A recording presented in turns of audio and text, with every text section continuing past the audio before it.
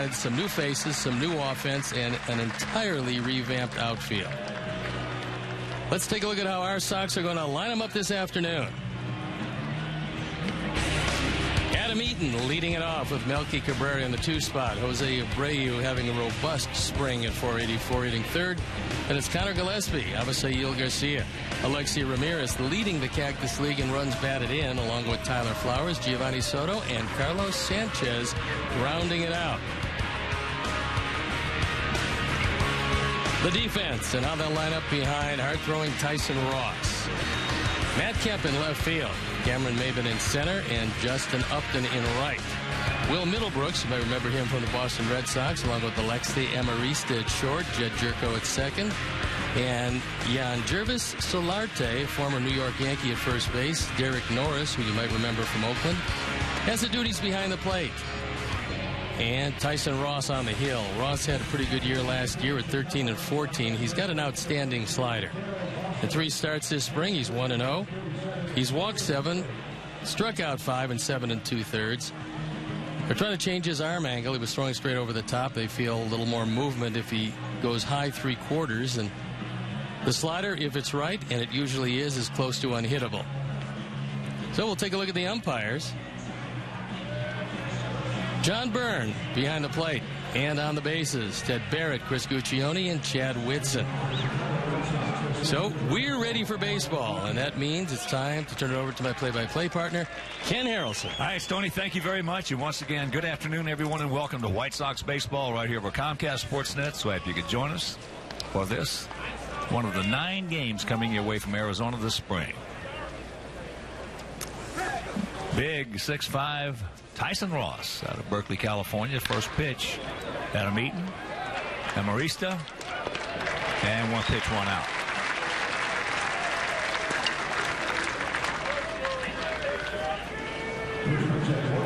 We saw Tyson Ross a couple of years ago when he was very impressive. He beat us out in Oakland. He looked like he was going to be a star, and for whatever reason, Oakland decided that they would move him to San Diego, essentially for a few minor league players. Just talked with John McLaren, who was with Oakland. He said that was one of the ones we might have made a mistake on. That pitch taken downstairs by Melky Cabrera. Comes in hitting at .333 on the spring. Well, he was the 2nd-round pick for them one year.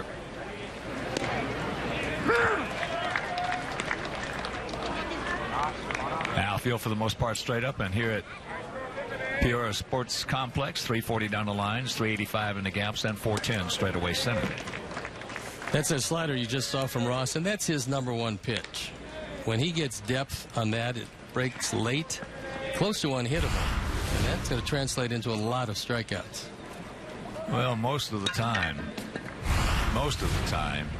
when you say somebody that's his bread and butter pitch, the slider, he is a prime candidate for Tommy John. Most of the time. He threw more sliders, a percentage of pitches, than any pitcher in the major leagues. They contributed to 195 strikeouts and 195 innings, but you're right about the toll it takes on the elbow. Pitch bounced over, in and out of the Padre dugout. Our Sox come in hitting at .283 as a club with a 5.48 team ERA. Sox 7-9 on the spring. Padres 9-10. There's a 2-hopper and 2 out. So here's Abreu.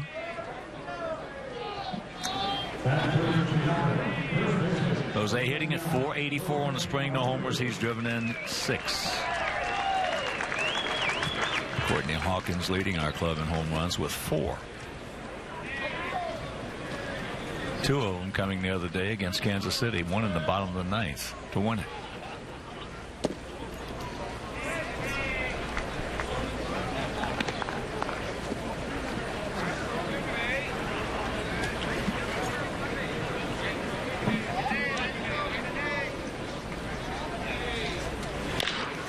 There's a chopper, so Amarista very busy, all 3 outs.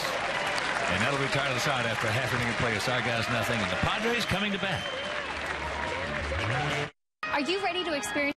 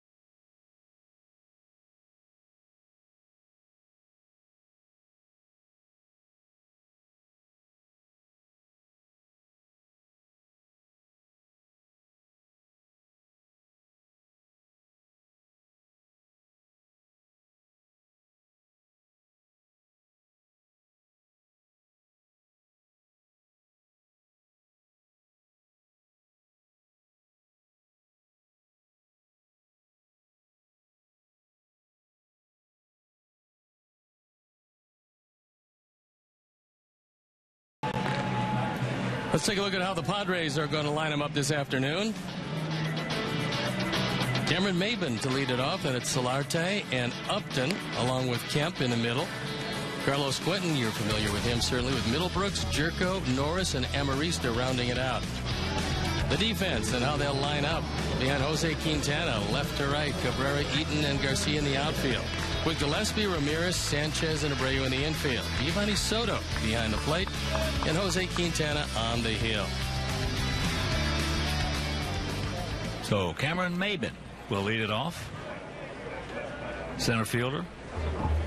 Cameron hitting at .290 with a homer. 1 RBI on the spring.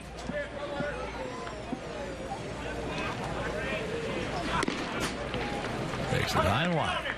Maben's going to be a part of the Padre bench. Ticketed for center field is a newly acquired Will Myers, who you might remember out of the Kansas City organization, went to Tampa Bay in the James Shields trade. Now he finds himself as a teammate with James Shields. High foul, and Sanchez got there. Got some leather on it. Couldn't hang on.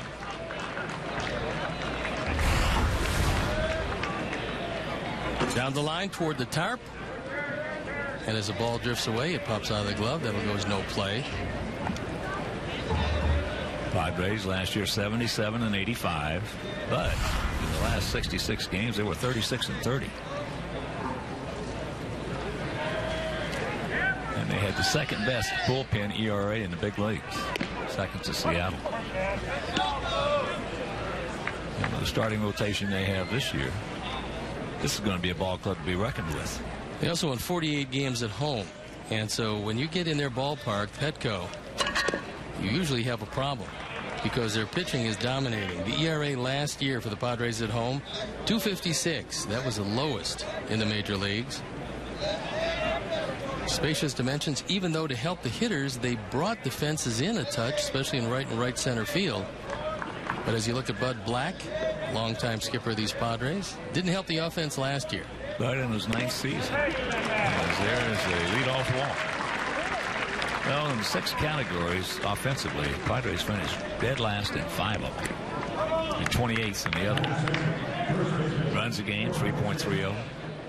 They only hit 109 home runs, average of 226, and on and on.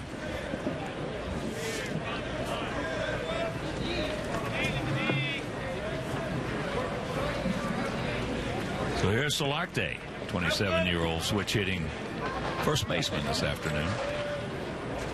Played third a lot and got off to a tremendous start last year for the Yankees. Well, Bud Black, one of the nice guys in baseball. He's managed this ball club under 4 different general managers. That in itself is pretty hard to believe, and it certainly illustrates why there's been so little continuity with this entire organization. But that being said, those days are over because A.J. Preller is here. He was an assistant general manager in Texas, did a very nice job with international scouting as well as major league scouting. He came over here, made his mark right away by making some big acquisitions. A lot of trades, free agent acquisitions. And there you see what they did last year offensively, and it certainly is not pretty.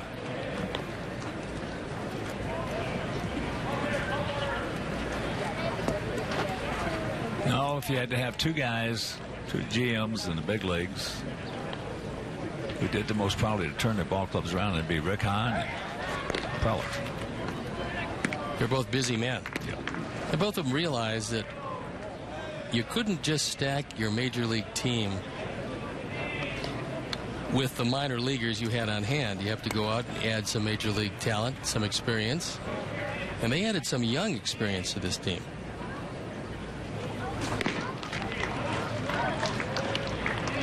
Home plate jumping around, very uncharacteristic of Quintana. 3-0 the count.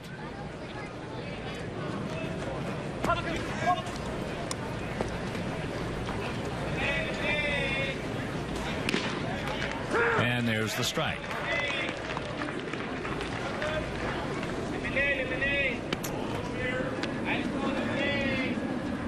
We showed you those numbers, 11 strikeouts and only 1 walk this spring. That's why this early lack of control is most unusual. And the count got him. There's a base hit. So the first 2 men aboard.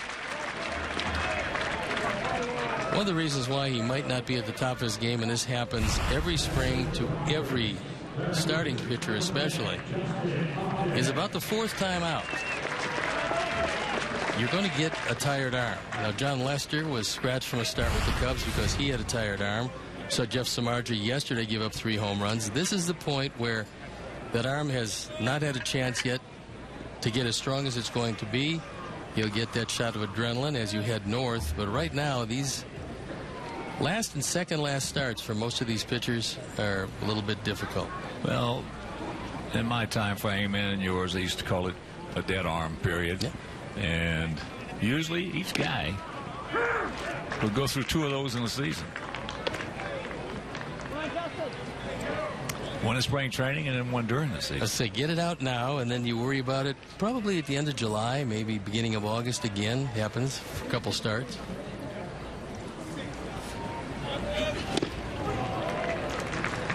Going to the count. BJ, or check that. Justin Upton, 27-year-old outfielder. Last year with Atlanta, hit .270, 29 homers, and drove in 102. He's just a terrific looking hitter. Big power everywhere. There's that breaking ball down and in.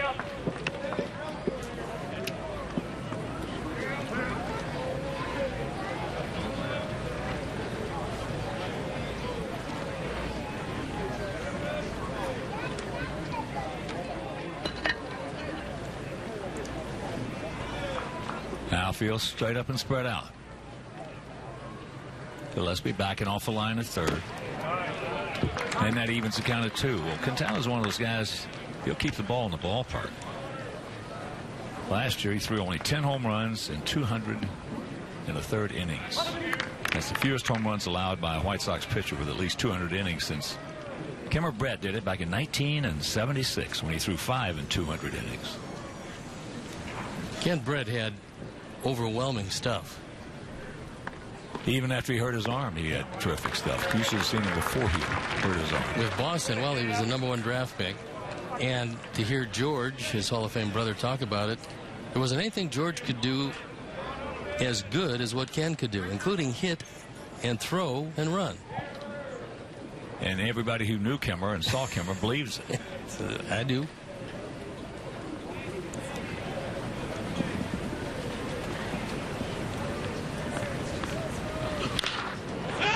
Pop up.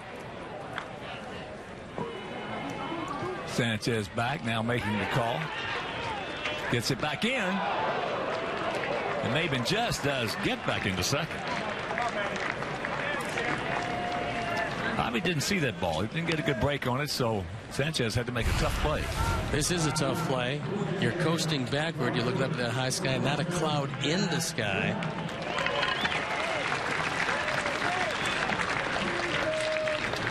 And they just missed Maben at second base. So here's Matt Kemp. Matt last year with the Dodgers, 287, 25 homers, 89 driven in. So their run production is going to jump drastically in 2015. If Kemp can stay healthy, there's not much that he can't do, but he's had a lot of leg problems. That's cut down on his speed and moved him from a center fielder to a corner outfielder.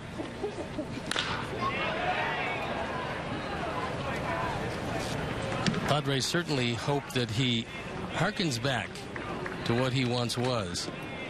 Dodgers sent over $32 million, and this year, as you look at after the All-Star break in those 64 games, as well as he swung the bat, this year the Padres are paying just $3 million of his $18 million salary.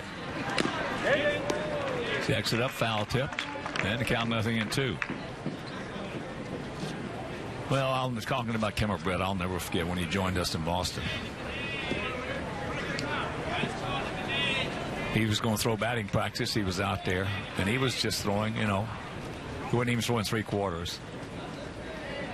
Yeah, I saw one pitch and walked out of the box, out of the cage. I was next to take your time.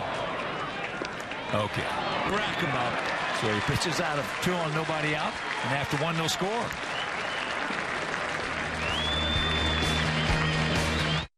Shake off the cold.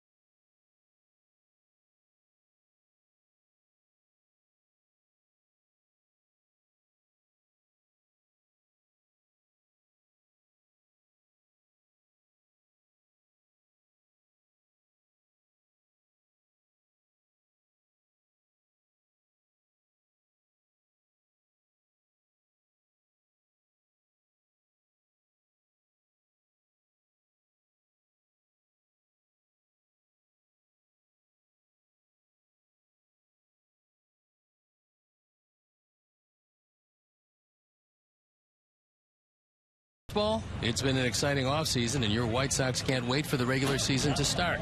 Individual tickets are on sale now at whitesox.com.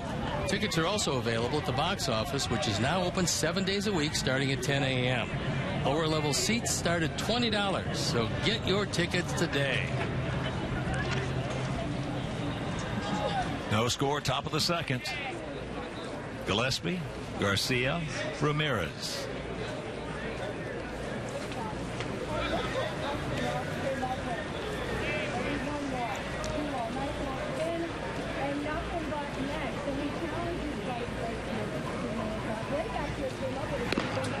First pitch strike. 80 degrees at game time. And as Steve just told you, not a cloud in the sky. Boy, that's an outfielder and infielder nightmare. This is a very tough place to play the outfield. You see some good outfielders look very bad in Arizona. Tep Park in Tucson was the toughest center field I think I have ever seen in my whole career. When it made Ken Griffey Jr. look like a rank amateur. Softly hit. 1 out. One of the great players of all time, one of the great center fielders of all time, and he looked like he'd never been out there before. Yeah, almost without exception, you talk to Everybody who plays the outfield, and to a certain extent the infielders and high pop-ups, they'll tell you that almost without exception there are no clouds in the sky in Arizona. The skies appear higher, the ball travels farther, it gets there more quickly, and it just is a nightmare. So here's Avi. Avi hitting an even 400 on the spring. No homers, 4 RBIs.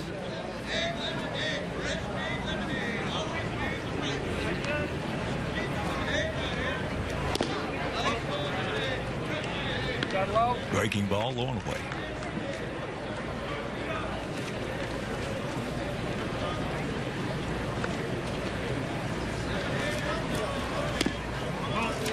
Good eye. 2-0.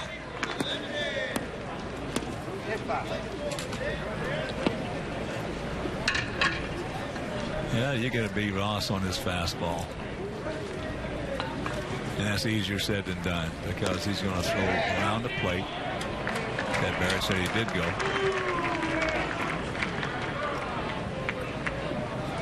Darren Balsley, his pitching coach, decided that he was throwing too much over the top, not getting as much movement as he should, and not being able to pinpoint his fastball.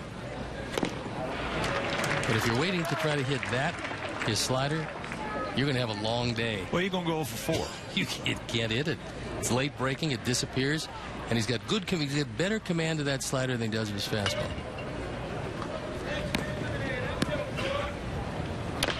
Well, that's really not. I'm sure there were days out there, you being a breaking ball pitcher after you hurt your arm, when you had a good fastball and then you hurt it and you went to a breaking ball. I'm sure there are days out there you could throw the curveball for a strike better than you could the fastball. Most pitchers, their breaking pitch, whatever it happens to be, their favorite is their comfort pitch. You go back to it when you're not hitting your spots. Yeah, you can't beat him on that one. You got to beat him on his fastball. And if in fact he goes and gets 3 of those sliders over the plate like that, just grab some bench. That's all. You take a look at it, and disappearing, low and away.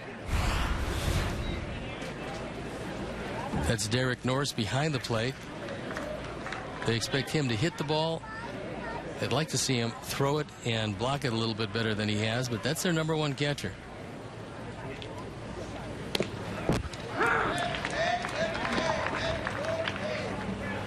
Alexei having a nice spring.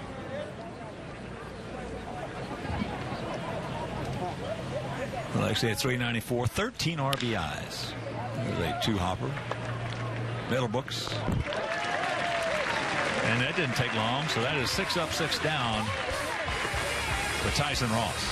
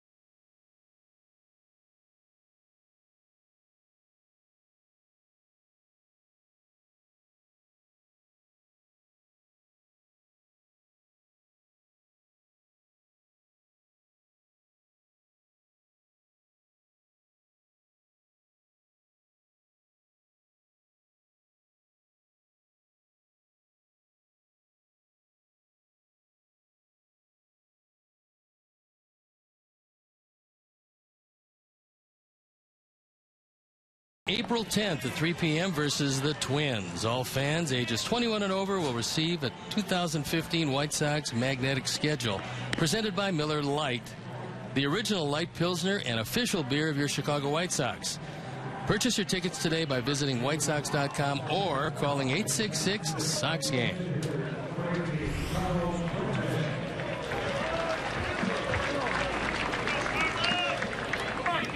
Carlos Quentin will lead it off. Quentin hitting at .269 with 1 homer and 4 RBIs on the spring. Last year, another injury-filled season for him. He was at .177, 4 homers, and drove in 18. Well, they thought by not playing him in the outfield as much and using him as a DH in interleague play that they could keep him healthy. Twice he hurt his legs running the bases. That's really been the only thing that can stop him during the course of his career. Because when healthy, he's productive. He hasn't been healthy all that much.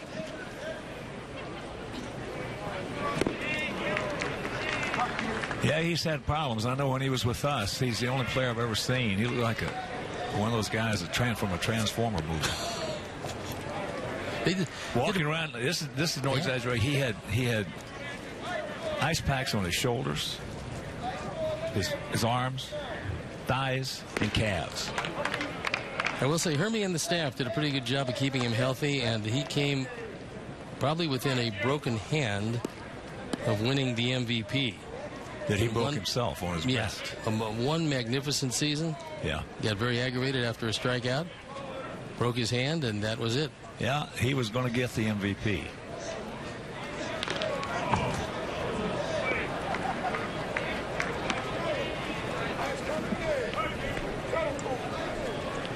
There you look at 2008 through 2011.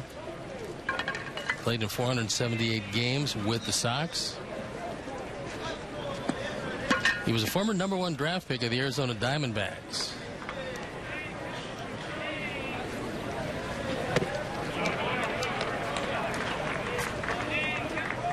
No score here in the bottom of the second if you're just tuning in.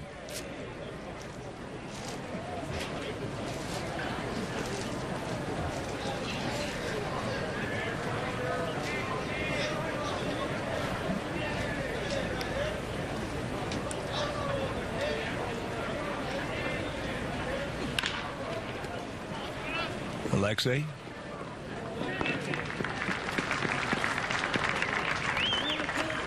One down. That'll bring up, well, Middlebrooks, the third baseman.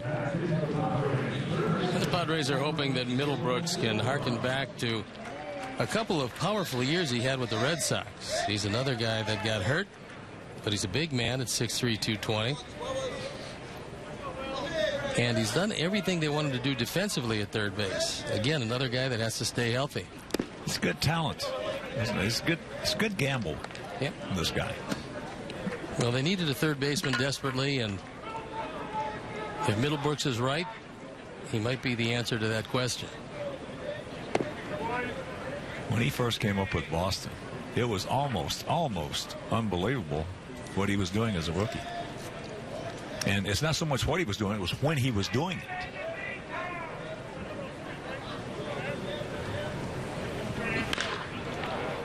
High pop up. Avi, long way to go. He'll get there. What A.J. Preller did with his team was load him with right-handed power. And the reason being their ballpark, although it's a great place to pitch, it's a much better place to hit right-handed than left-handed. When they first moved into Petco, they had a lot of left-hand hitters, and Phil Nevin, who right-hand hitter who hit the ball to right center. Now it's a lot of right-handed bangers, and they're hoping to take advantage of their home park even more than they have been. Well, there's going to be one guy on that club that probably doesn't particularly care for that. That's the hitting coach. Well, they've had a bunch of them. Yeah, when you're predominantly right-handed in a right-handed hitter ballpark like Fenway, I mean, you know, the irony of that is most of the time some of the most productive hitters in Fenway Park were left-handed hitters. Well, they brought back Mark Kotze. He's their hitting coach. Since Petco opened, they've had now 7 hitting coaches, with Mark Kotze moving out of the front office where he was an advisor and down on the field.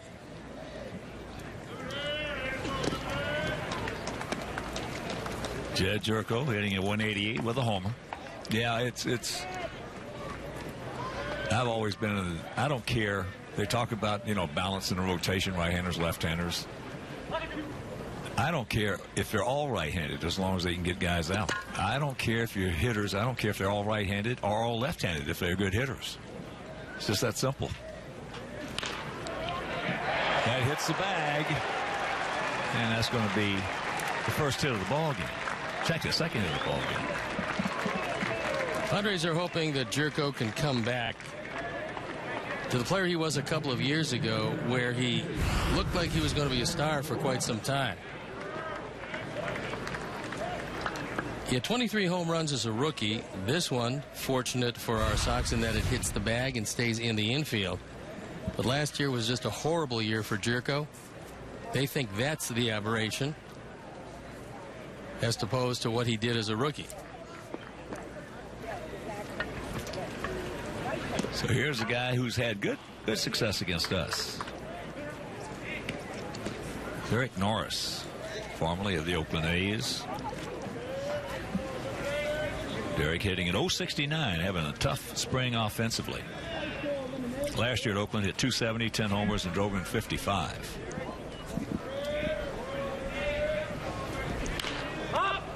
Pops that one up. Stay in here. Come back. It will. And that'll retire the side. Nothing across. No score. Right now, let's go to our downtown Chicago studios for more with Chris Bowden. Hawk, Steve, great to hear your voices on our air again. Avisail Garcia played in just 46 games with the White Sox last season after tearing his labrum in a diving catch in an April game in Colorado. The 23-year-old reported to spring training slimmer thanks to a revamped diet and the help of White Sox Director of Conditioning, Alan Thomas. Now Garcia is focused on staying slim and, more importantly, staying healthy. Let's do it. Let's do it. Stab him first. Push it. Watch.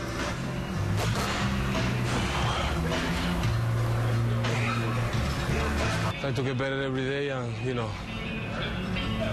do my best to get ready for the season. Today we're just doing upper body. So all our upper body lifts. Start out with a warm-up just to make sure we're taking care of all the stuff from last year's injuries and stuff like that to make sure that's good and tight. And just this normal workout that everybody's doing today. Just a day's a typical Friday upper body. I like to do stuff with him just to make him stay long and lean, so not so bulky, because he can get bulky real quick.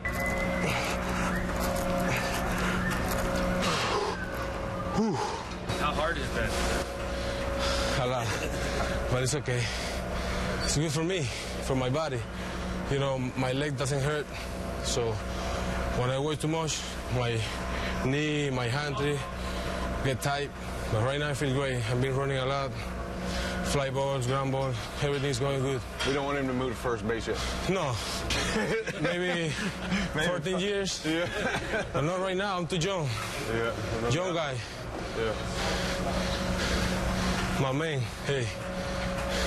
Yeah. It's my man right here. Good dude. Good kid right here. My man.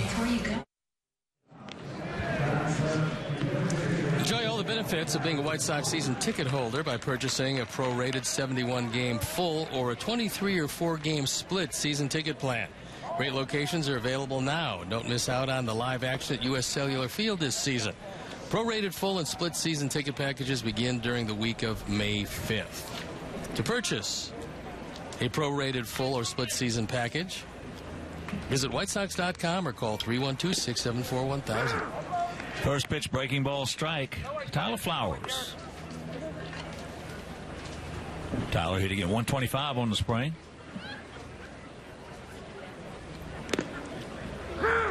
Almost hung that one.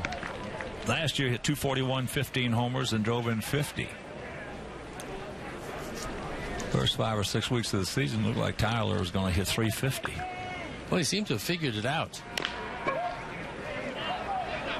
Middlebrooks got time, takes it, makes it, and that's out number 1. Talking with a few folks around this Padre organization, they're very happy with the defense of Middlebrooks at third base. However, the rest of the infield is okay. This is not going to be a spectacular defensive infield. They've got Yonder Alonso, who's going to play first base, along with Amarista and Jerko, and they're adequate.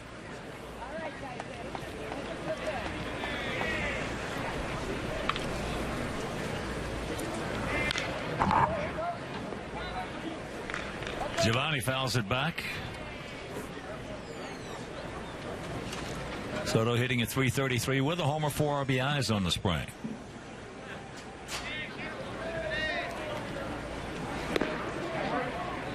Took that pitch nicely.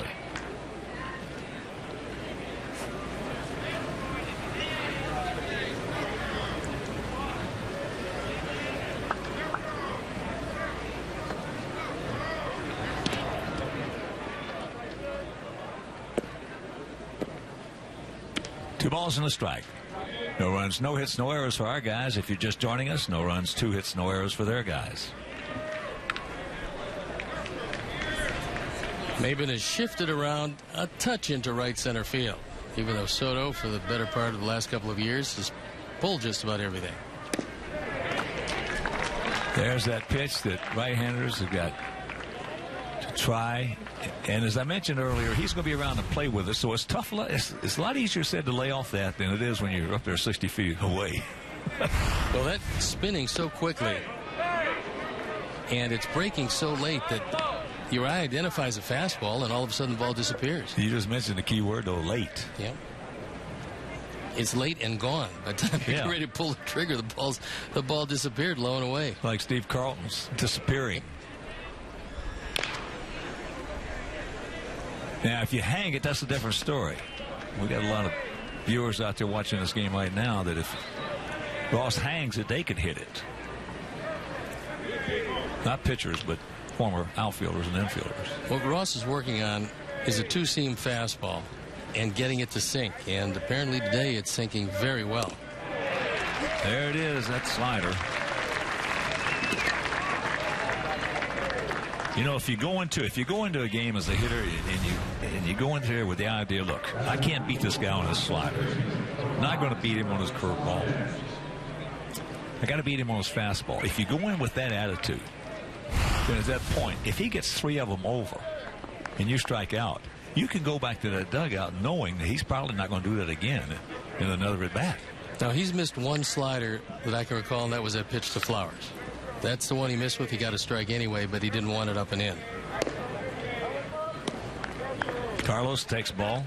There are constructive at-bats if you have the right approach. If you don't have, if you're just looking for the ball each and every at-bat with no approach up there or thinking from the plate back and you strike out, boy, you got some mental chaos coming in between those ears.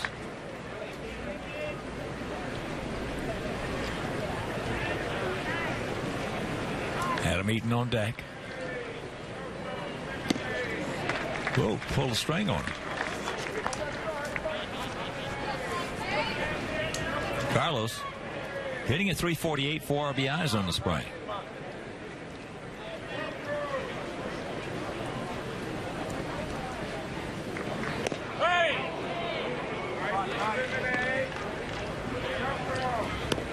Ted Williams used to say it, the better the pitcher that day, the more the plate you got to concede.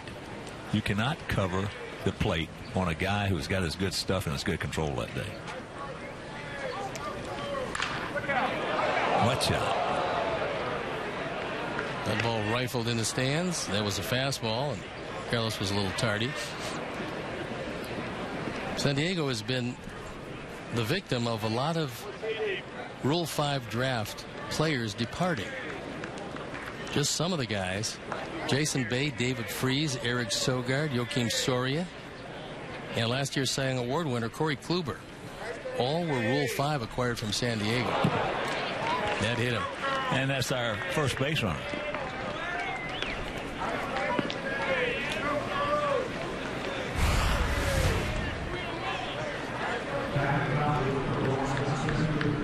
Got a part of the leg, and he's aboard. And for those of you who don't know what the Rule 5 draft is you don't want to protect a player Major League because you got a 40-man roster and this guy, for whatever reason, doesn't fit. So he's eligible to be drafted one step higher than you predict him. If you protect him at AAA, he can be a Major League Rule 5 draft. You get him for very little money, and the only stipulation is you have to keep him for 1 full year. Adrian Nieto fell into that category last year when he was a Rule 5 from Washington, so he was up all year. He won't be up to start the season this year. But some of those names I mentioned turned into star players the Padres lost via the Rule 5 draft. Adam fakes the bunt, takes the ball. The way he can go to left field, he's got to do that at least once or twice a game. I love to see him do it because in this case, Middlebrooks is on the grass, well off the line. And anything shot down there, if it's not hit right at him, he's got no chance whatsoever to catch it. That's why he's got to do it once or twice, at least.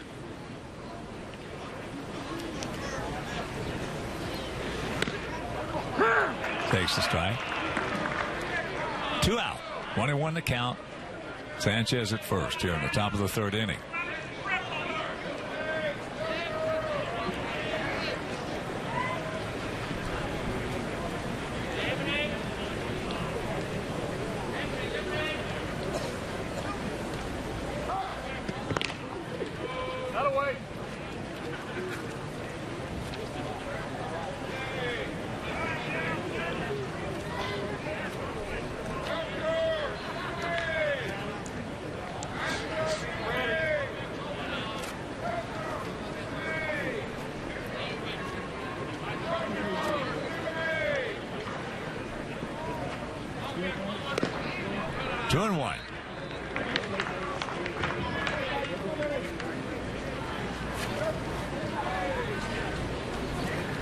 Peoria Sports Complex, shared with the Mariners. Nice facility. A lot of excitement around that Mariner team. They've got some talent. We touched on that the other day. It just seems like it is a good breaking ball strike. It just seems like, with the exception of a couple of teams, seems like almost every team in baseball improved themselves. They did that. And the Mariners believe that they're going to be not only in it, but they believe they're going to win it in the West.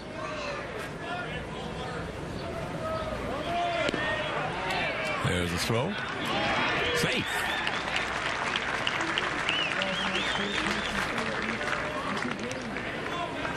That's one of the things that Norris does give you is he doesn't have a great arm or a quick release.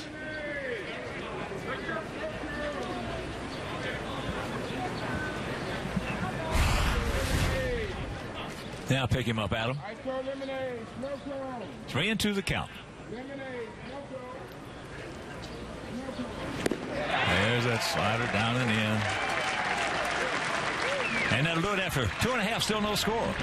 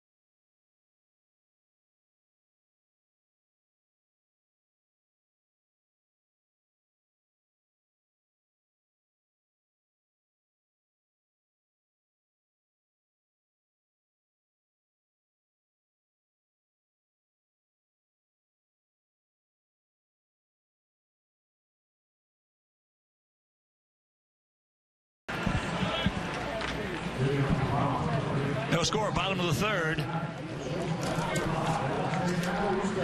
And joining us now is our hitting coach, who's done such a terrific job, Todd Steverson. Todd, or his nickname Trick, how are you, buddy? Great, Hawk. How you doing today?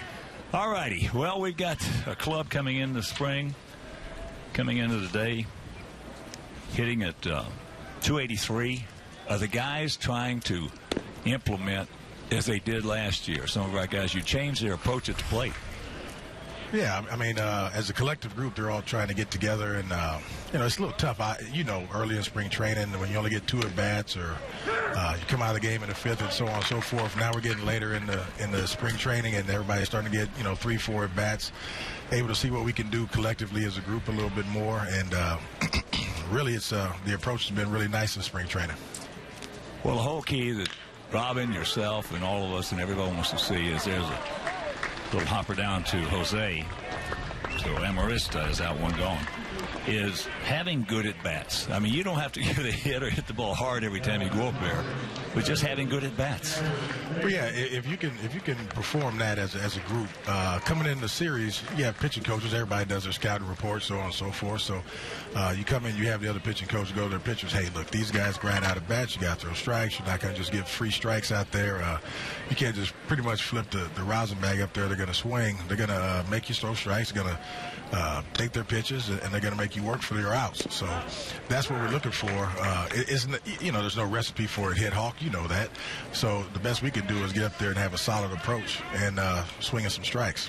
One of the guys that I think, I've watched him since he's been in our organization, something has happened. I know the at-bats that he had last year, he had 19 home runs. And the more at-bats he gets, the better he should be. But we got a guy that's got a budding chance to be just a monster, and that's Courtney Hawkins. You got to tip your hat to the kid there. He's coming to spring training with a solid focus. He's been trying to learn everything he can. I see him talking to Coop for 4 innings for 2 days. So I'm like, he's trying to learn both sides of it. The big thing for him is to be able to transfer this focus wherever he's at this year and keep the thought process. We all know being at this level and being around this type of game at the major league level every day, and then you don't want to lose your edge when you have to go back, but hopefully you learn something to go down and keep going forward to get back to the big leagues. Well, I was telling Stoney the other day in that game when he hit that first one. I've been watching him in BP. He reminds me, first of all, the ball comes off his bat a lot like Abreu's. It just gets up in the air and just doesn't come down. But the guy that Hawkins really reminds me a lot of, too, and I've never said this about anybody, is Jim Rice. Ooh. You remember Jim Rice. That's a tall task there, Hawk. It is. I'm talking about the way the ball comes off the bat. I hear you, yeah. He's got some exceptional power. If anybody ever gets a chance to come around and see him take batting practice, he doesn't have to swing hard, and that's one of the things that he's starting to learn and work on, that he doesn't have to exert so much energy to go out there and hit the ball out of the ballpark. He's got to be in position and have a nice path to the ball, and he's been able to do that this spring so far. I'm really happy with him. Well, just keep on keeping on, Trick. Yeah, we will. Absolutely. Okay, buddy. Todd Steverson, our fine hitting coach. Appreciate it. Thank you.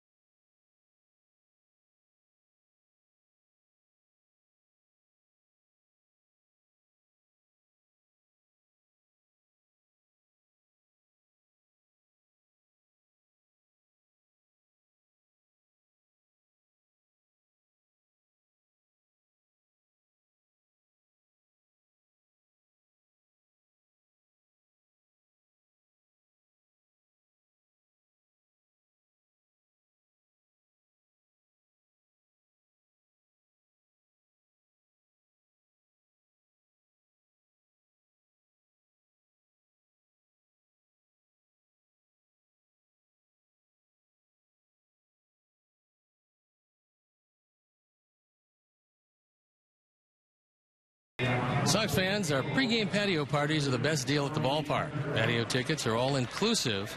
With the purchase, you receive a game ticket. You can enjoy an all-you-can-eat buffet catered by Baseball Buffet, as well as wine and Miller and Pepsi beverages.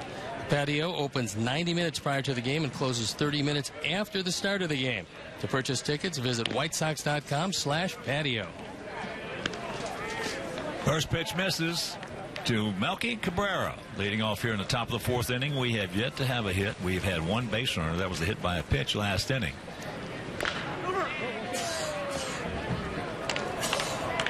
Well, the new arm angle that Ross is using is allowing the two-seam fastball, which is held with the seams instead of across the seams, to sink and move away from the left-hand hitters. And he's kept it down. He's kept everything in the infield to this point through 3 innings.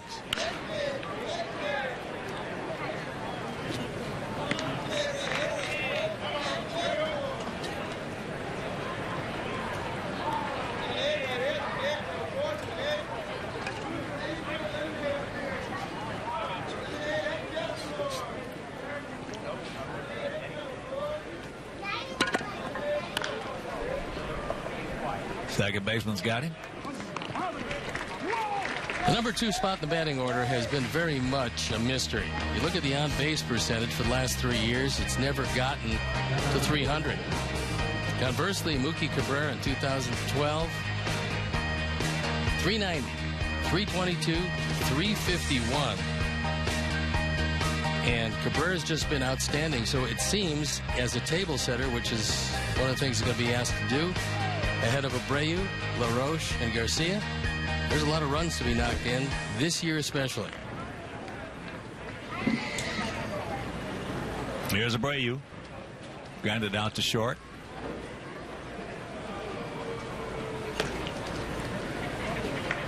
That's one of the most responsible positions in a batting order, is the 2-hole. Especially when you've got a base stealer in the 1-hole.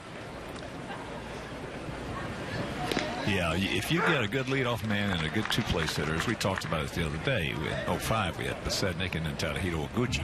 And Tadahito, we have not had a real good production out of that 2-hole since 05. That sets everything up.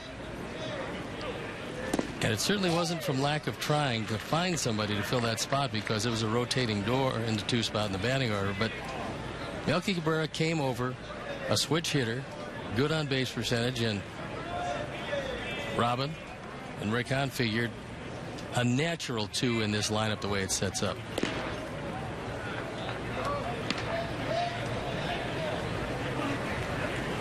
Yeah, I would say if there's been 2 guys in my time, all my time with the Sox, the most productive 2-hole hitters we've had have been 2 guys. As I mentioned, Oguchi, yes, in 05. And another one that a lot of people will not even think about or guess who it was, and that's Carlton Fisk. Back in '83. We started off 14-26 that year. Wound up winning 99 games, but a large part of that winning percentage went straight up once Tony put Carlton Fisk in the 2-hole.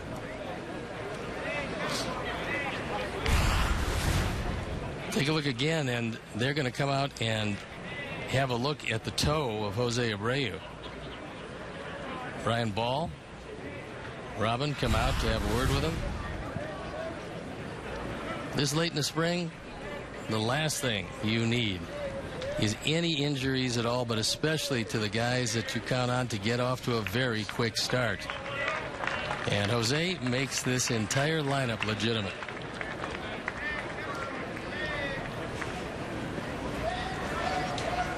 Jose does have a 3-base hit this spring, although speed is not going to be a huge part of his game. And he's probably saving the home run swing for the season starting.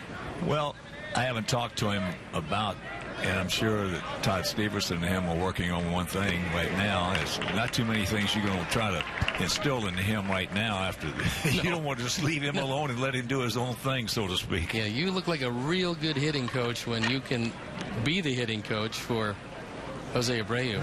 There's a look at Todd, and I talked to him about Micah Johnson, and I asked him if anything that Micah has done this spring has surprised him? And he goes, no. He said, I wasn't surprised by him, but I was very happy to see him hang in there against the left-hand pitchers because he's hit them pretty well this spring, and that will be one of the keys for Micah. Just get on and do your thing because he can really run. Well, you look at, besides Micah, you could Adam Eaton and Adam LaRoche. These guys hit left-handers pretty good. They hang in there pretty good against them. Well, if you're going to play every day in the major leagues as a left-hand hitter and stop from being labeled platoon best, you better stay in, keep that front shoulder in, and hit those lefties. That's the first walk issued by, that ball gets away, Tyson Ross, and also the first walk of the spring by Jose Abreu. This is somewhat surprising.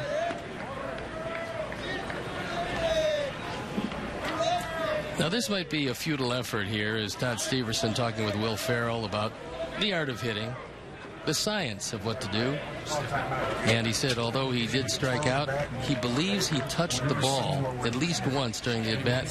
So Trick thought that his job was completed with Will Ferrell. Well, that shot right there looked a little bit like Ricky Bobby. That's one of the things he looked like. Those eyes looked like they had a little apprehension. Can't blame him. Stand up there against major league pitchers who don't want you to embarrass them. They're not going to lay it in there for you.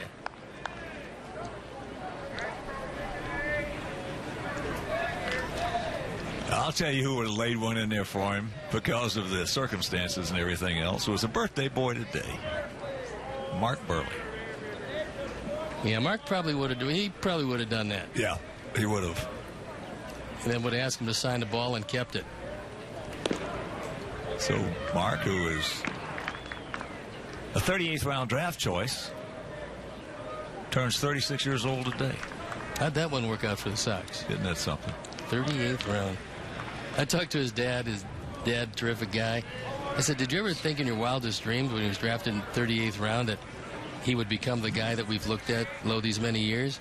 He said, I was just hoping he'd find a spot in the bullpen and maybe pick up a couple of years in the major leagues. And there was a great article. I can't remember who wrote it. I read it on my iPad this morning.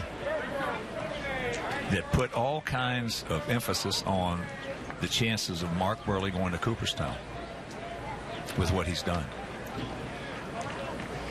With the exception of one start to John Danks, he would have had 400 and something consecutive starts.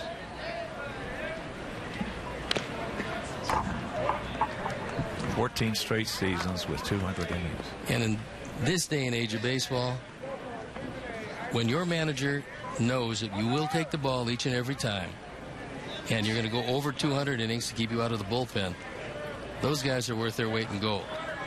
And Mark has certainly made enough money in this game, but he's always given full value for whatever salary he's made.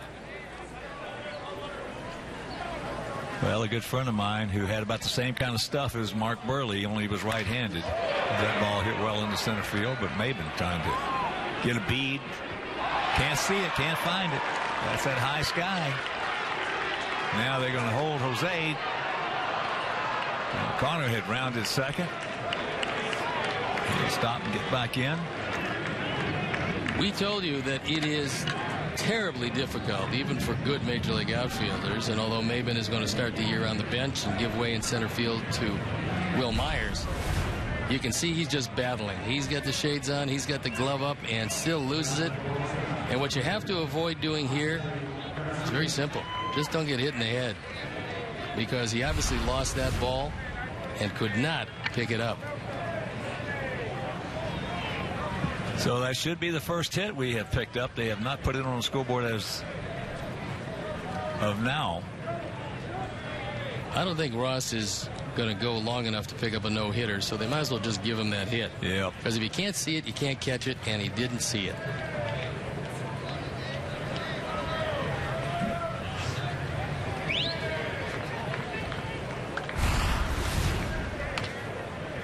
He's looking up, and right here he loses it.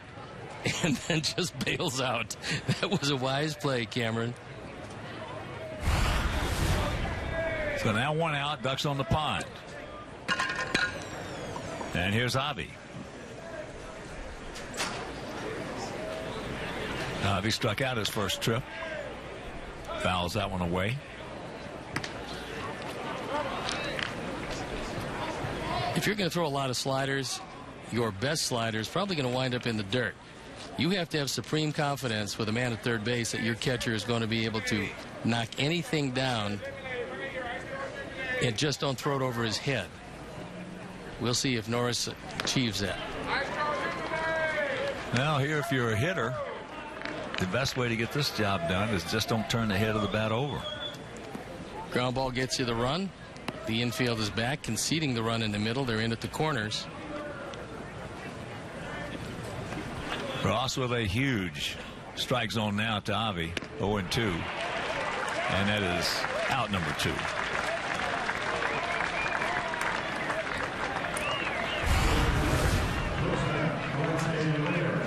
Norris wants it low and away, and again, this is a hanging slider. This one is right over the middle of the plate, but because it breaks late, even a hanging slider is not easy to hit unless it hangs inside. And sometimes the sliders like that one didn't, but they'll back up on you, and that's when that's a good one. But you said unbelievable. You said you actually knew Downing. a pitcher who did it intentionally. Al Downing.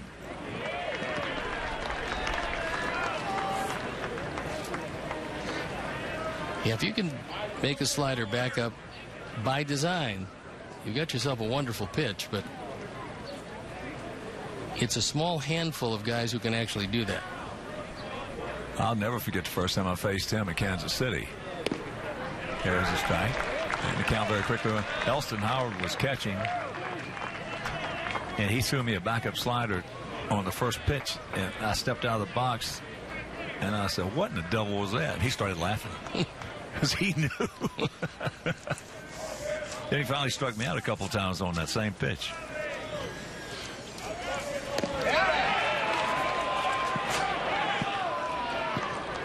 One and two. Umpires in the stands wanted this one, but was a touch outside.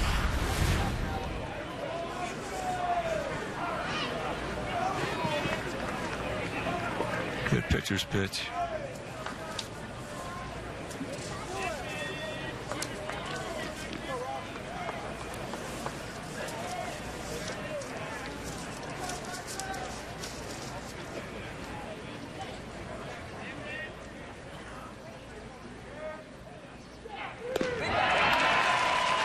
He pitches out of it.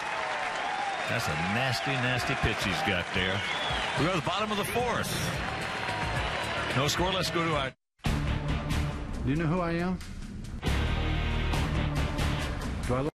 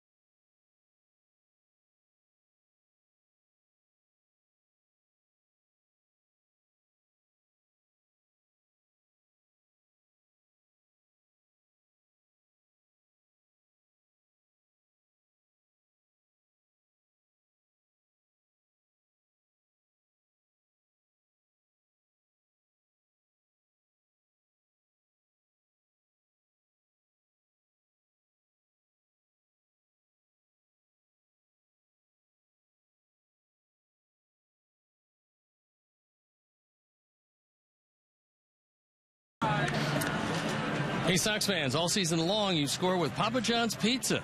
The day after the Sox score 5 or more runs, you get 50% off your entire online order at papajohns.com with a promo code SOX5. That's at all participating Papa John's locations. Better ingredients, better pizza, Papa John's.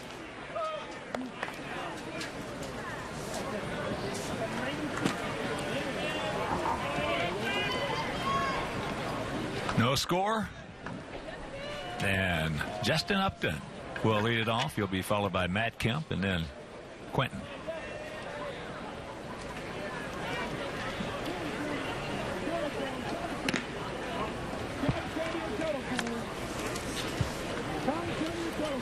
And after a bit of a shaky start control-wise in the first inning, Quintana has settled down quite nicely.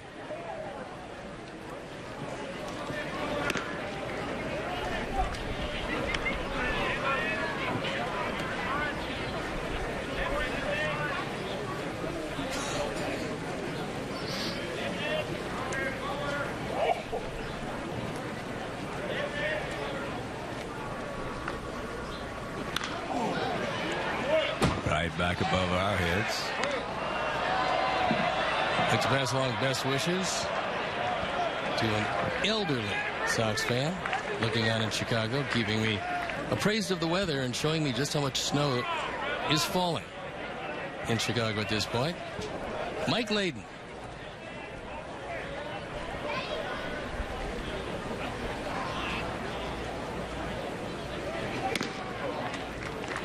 That's up high. Upton's got some big power, and unlike Myers and Kemp, Upton's in the last year of his contract. So they figure a lot of incentive this year for a man who had 29 home runs last year for Atlanta. And they'll make him a qualifying offer and at the very least get a draft pick if he leaves. So the dreaded leadoff walk. And right now, let's take a look at the gentleman sitting right next to us. On the left is Mark Grant, pitcher, making his 20th year in the booth for the Padres. And on the right of the screen, behind that post, one of the greatest announcers of all time, Dickenberg. Dick, a wonderful man. Had the pleasure of working with him at one point. Mark Grant, one of the funniest guys you'd ever meet in your life. At one point was the star, the #1 prospect of the San Francisco Giants. He had a pretty good curveball. And he threw hard. Take your time. Take your time. You got plenty of it. Kemp. And to the double play, 2 down. Not the recommended way for Alexei at shortstop, but somehow, some way, he gets it done. This is a one-hop rocket, and off these rock-hard infields, it becomes even more difficult to play it. But from the seat of your pants, an accurate throw, and then an easy 4.63.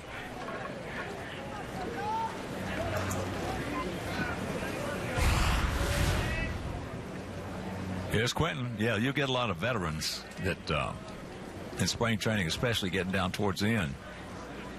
You get bullets hit at them like that, they're going to olay them. Well, you can kind of understand that. You're getting to a point now where you're in the 20s of March. You've been here for well over a month. You're just about ready to go, and the last thing that any of these guys need is anything that delays their season. Yeah, a fractured nose or busted teeth. Clayton Kershaw took a line drive. Fortunately, a broken bat. Little dental work.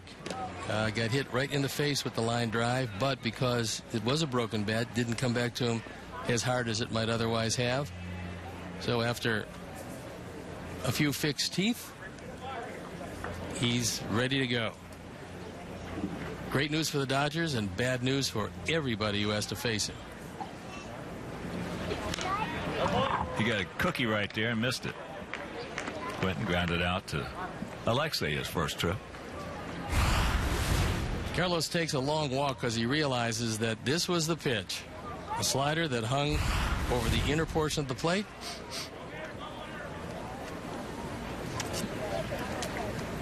And he knows he's probably not likely to get another one in the same spot.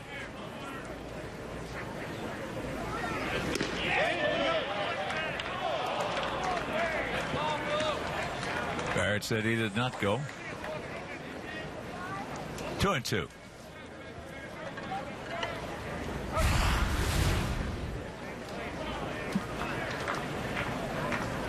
Jose's getting a lot of mileage out of his high fastballs when he's gotten ahead with the low slider.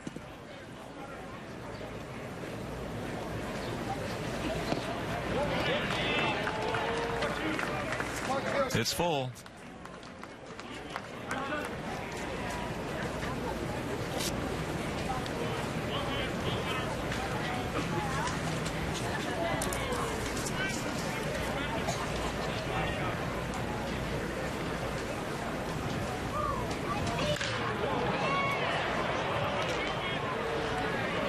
Just a long, hard foul.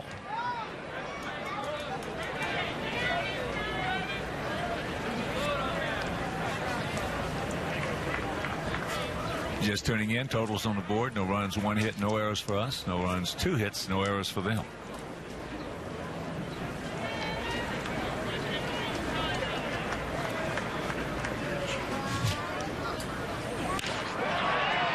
That ball hit hard, and it's going to be for a double.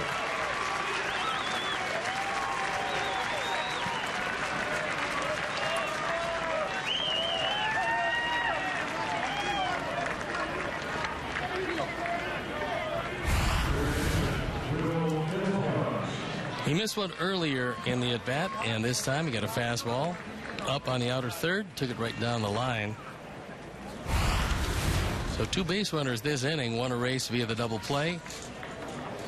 And Jose is hoping to come away with zeros on that scoreboard in this 0-0 game.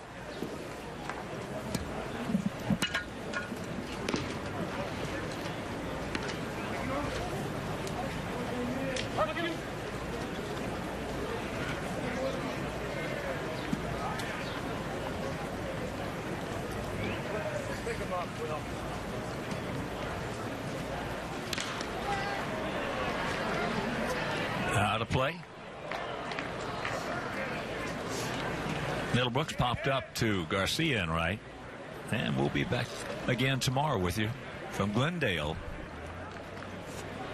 as our Sox take on Colorado. Colorado is a hurting ball club. That starting rotation has taken a beating. Their number 1 starter, De La Rosa's, had some problems.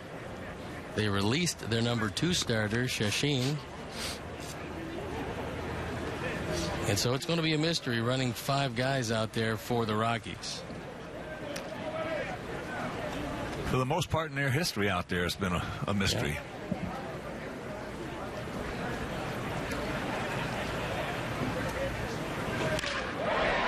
Oh, look at the pick by Alexi from the knees. And they get him a beautiful play by Ramirez and a nice pick by Abreu. Wow. All right, nothing across right now. Let's go back to our studios and Chris Bowden. Hawk, thanks very much again. Being a major league catcher is one of the toughest jobs in sports. Not only do you have to have rapport with your entire pitching staff, you have to know the opposition, not to mention having to step up to the dish about 4 times a game as well. Looking to build off a strong 2014 behind the plate, and Sox catcher Tyler Flowers shows us what it's like to wear his spikes for a day. Is there audio on this too?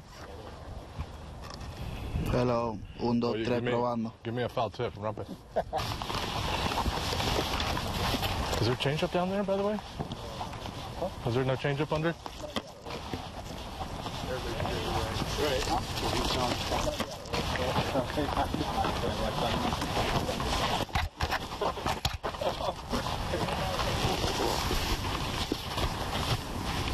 Wow, what a sun. I mean, that's in you.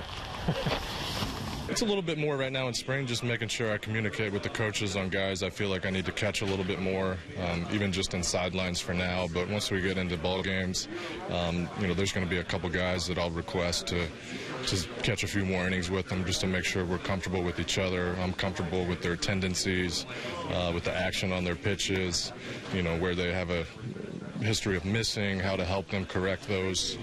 We'll get it. Sure, yeah, we'll get there. We'll get there. I think once you shake it a couple times, I'm just like, oh no, what to do? Oh gosh, what to do? What do I do? Majority of that being the new guys, where I'll need a little bit more time just to develop that relationship a little bit more. Let's hope we don't play a game on this field at this time of day. It's pretty rough back there. I gotta go here. I'm so used to going right. I gotta go here and then like left knee down, and then it just seems like a lot of noise, like dragging around versus being able to like collapse, like just one little step, and then I can collapse to that side, or just one little step. I don't know. I've always thought more about the noise, especially out here with how hard and loud this dirt is. Again, you know, sometimes you feel like just don't want to get a habit of doing it early, and just take a bite. Yeah. First pitch to Tyler Flowers, leading off. Here in the top of the 5th inning.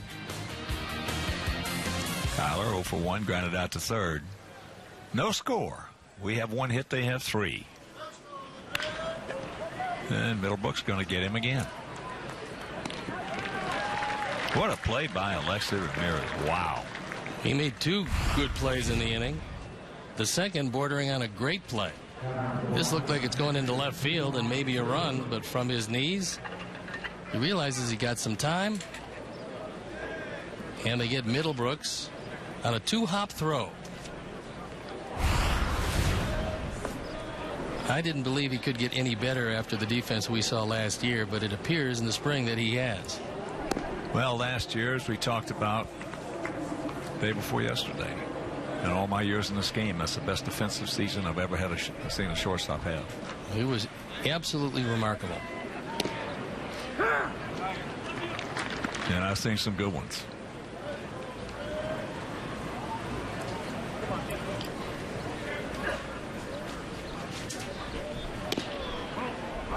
Good eye.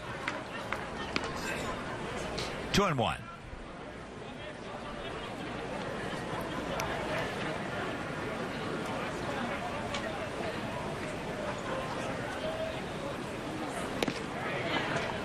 Not going to hit that one.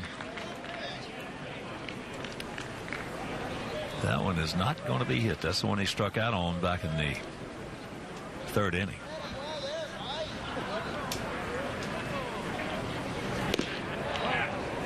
Good pitch by Ross. You can understand why they're so excited about this starting rotation. With the addition of big game James Shields, they've got Andrew Kashner, who's close to unhittable when he's healthy, and Tyson Ross and Ian Kennedy. And then we'll see who's number 5. That ball into right field. And a reminder tonight on CSN, the Hawks look to start a new winning streak as they visit the Hurricanes. Chevy Blackhawks pregame live starts at 5:30 on CSN Chicago.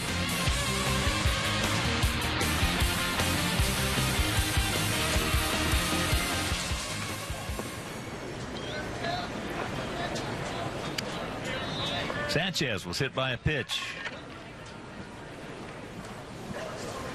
Yeah, you come in spring training this late and you got a 3.66 team ERA in spring training. That's almost unheard of. It's pretty good. Yeah. They were a touch worried about their bullpen, although Joaquin Benoit, the closer, was excellent for them last year before getting hurt. His spot as a closer was taken over by Kevin Quackenbush. He threw the ball very well, but he's going to slot down to the setup man. So if they can get their bullpen in order with the lineup the way it looks and the rotation the way it is, they're going to give some people some trouble in the West.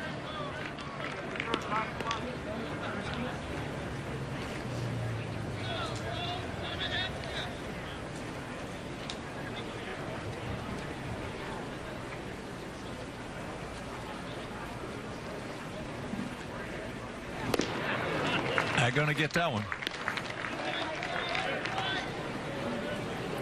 With Tyson Ross very close to the end pitch-wise, the bullpen up and going. We talked about Quackenbush, and there's Rarick.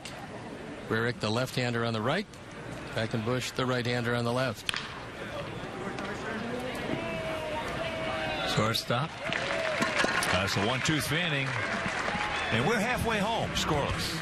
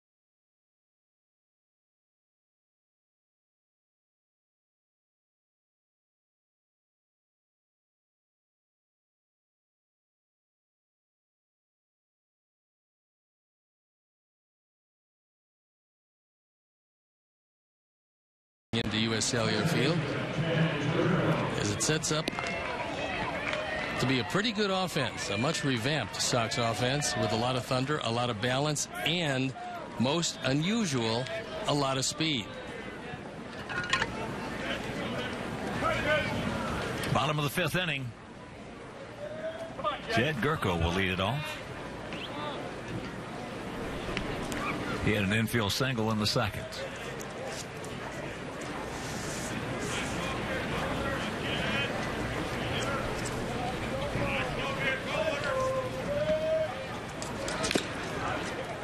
Big hack. 0-1 to count.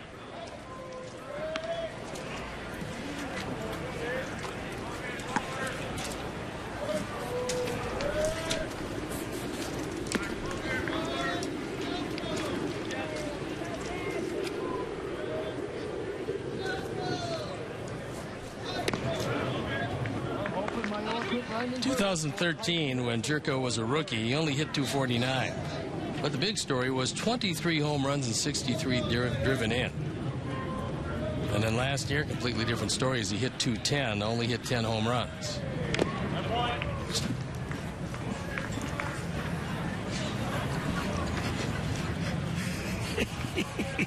Mark, a little bird flew into their booth. Oh, I thought... Your wife Eris is pointing over here, and I thought the bird was attacking from this side. No. So I quickly bailed out and then looked at Mark Grant as a little baby bird. Yeah, it looks like they're developing a relationship there. So here's a leadoff single.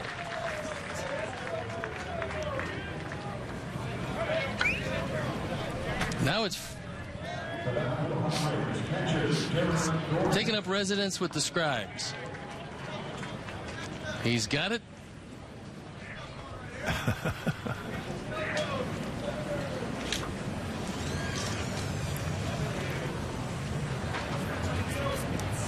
And here's Derek Norris. He fouled out to Abreu.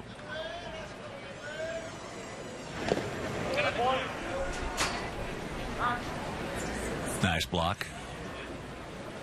Ideal double play situation because Norris, who does like to pull the ball, doesn't run well. So Jose can induce that ground ball to the left side. It's going to be pretty easy after that.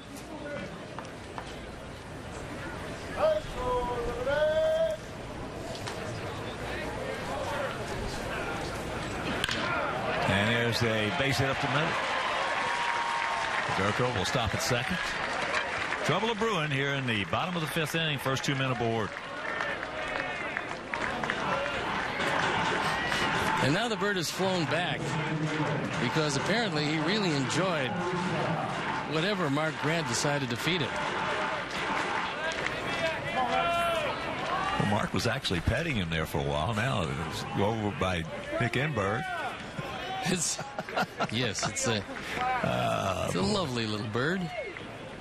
Actually, you might take exception because I saw Mark with a Chick-fil-A sandwich that he keeps till the 7th inning. And I think the bird is not really happy.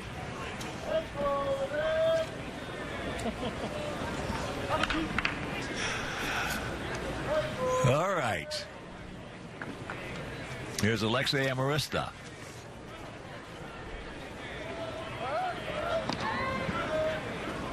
During the season, beyond a doubt, Amarista is going to bunt in this situation.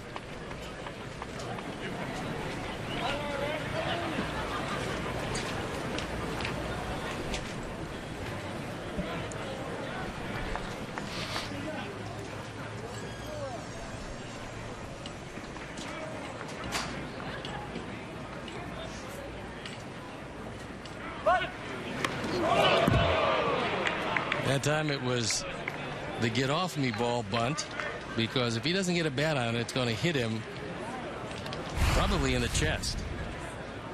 He squares around nicely. Yeah, that would have gotten a part of his anatomy had he not been able to foul it off.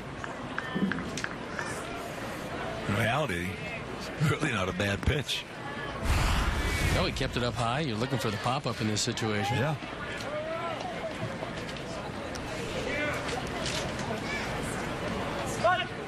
Now there's plate. It was going to be put on. I love it. I love it. I love it. My grandson would say, I love it.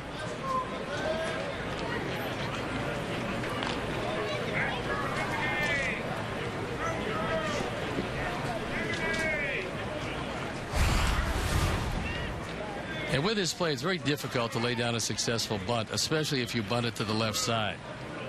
Because Alexi's going to go cover. Gillespie's going to charge. And Marista took it.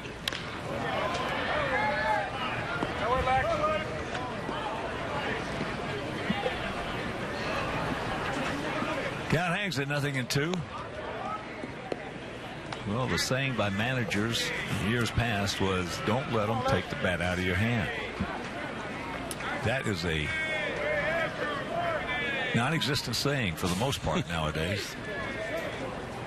They put the bunt on, they want you to bunt it, regardless of where that first and third baseman. Of course, the first and third basemen today are not quite as aggressive. No, you don't find you don't find them crossing over from first base over to the third base side very often. But we've seen it a lot in years past.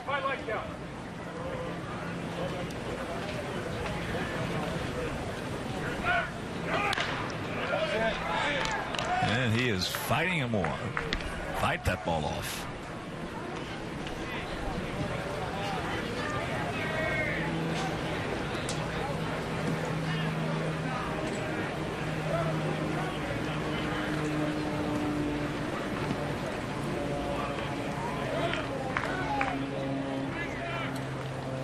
Once again, the 1-2.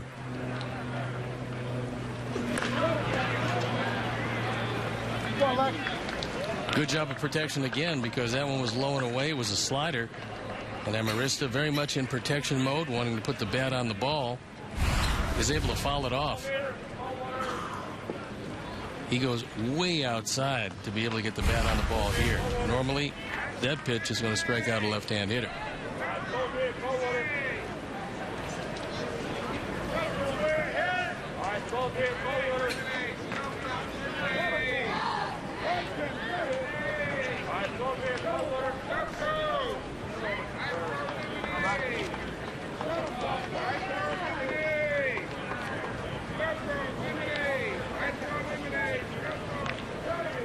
Now feel straight up for the most part. Gap out there, a little gap out there in right center, and there's a base hit. So that's a good at bat by Amarista. There is a real good at bat. He fouled off a couple of real tough pitches, and that'll load him up with nobody out.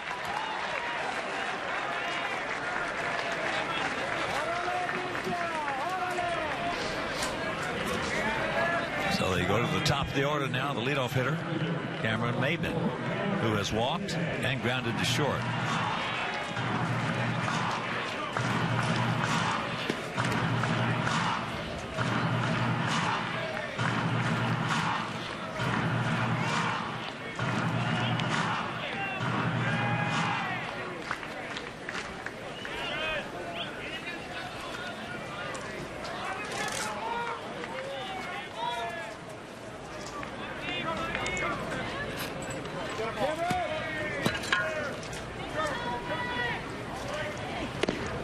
And he takes ball one.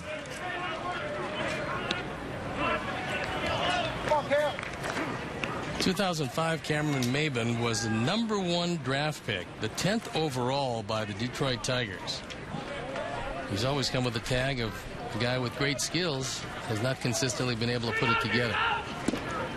There's a strike, and the count evens. Well, he's in that time zone now. 26, 27, 28, he's 27. Unfortunately for him, he's going to be used as an insurance policy, because the three outfielders they have, and Myers and Kemp and Upton, they're paying them a lot of money to play.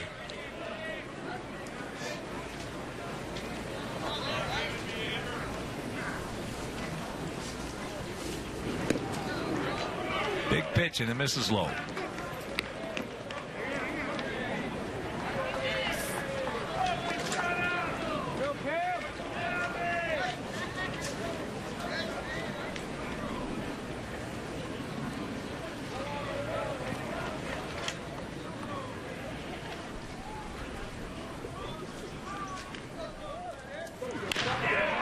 And there's a bullet by third. That's going to score probably 3. Good throw is going to get him, though. And he makes a perfect throw. Beautiful relay right there by Cabrera, who can throw and is accurate, and Alexei, who can throw and is accurate. So it's a 2-0 Padre lead. Third base coaches, as well as base runners, run on the cutoff man in a situation like this. And Alexei, with a very strong arm, is also particularly accurate, and no place at all for Amaristi to go. So John Byrne calls him out. And this is Yonder Alonso, their everyday first baseman, who's coming in to pinch hit. Infield in. And that's going to fall for a base hit. So Maben will score, and it's a 3-0 ball game.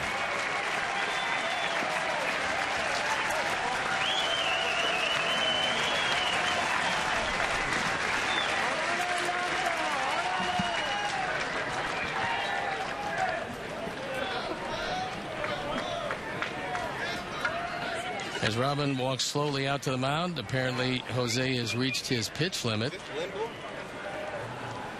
And after 5 straight hits, he's going to depart this one. He walks off. Pretty good job before he ran out of gas. And so as he walks out, we'll step out and be back after these messages. SMR indicator to helium. And there they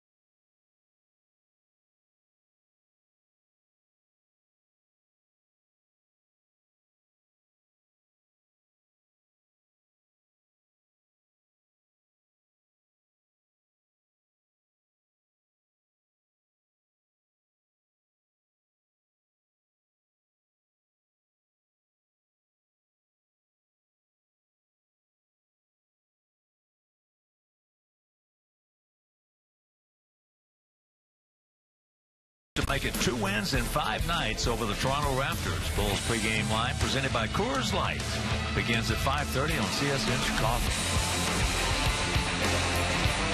Jake Petrichka comes into the ball game. 3 runs have already scored in the bottom of the 5th. There's a look at Jake, on for the 5th time this spring, battling for a job, and he's thrown the ball exceptionally well. Right-handers doing nothing with him at 125. His ERA 2.25. And he's thrown a total of 4 innings.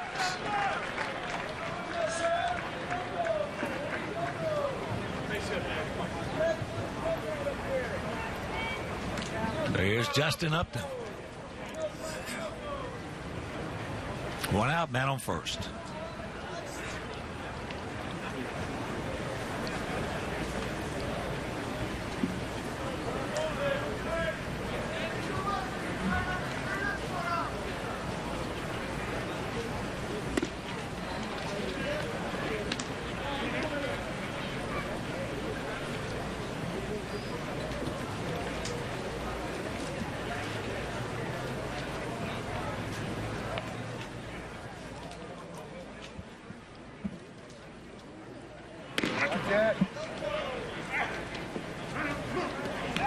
Upton and his brother BJ played together last year with the Braves. Upton has had a lot more success, the younger Upton, than his older brother. This guy is awfully strong.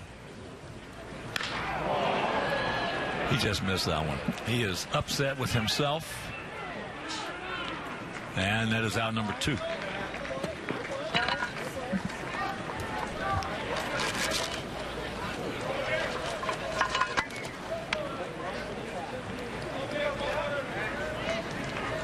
That'll bring up Matt Kemp.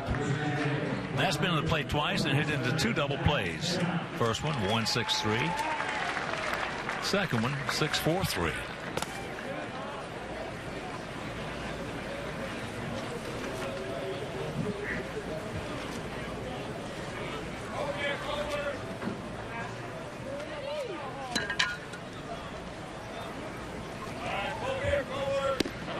First pitch strike.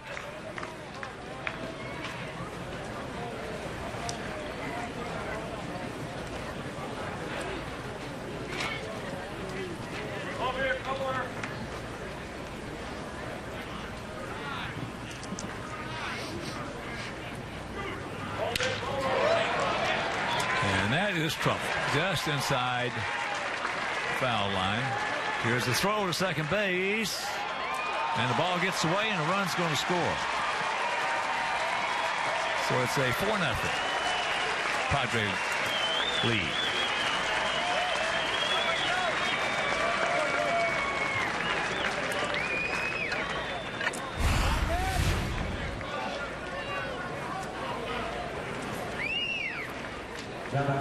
Goes double E9 as Kemp slides into second base. Ball hits him, bounds away. And that's certainly what San Diego's hoping for from the man you're looking at, who at one point was one of the dominant players in baseball, only to fall on some hard times via the injury bug.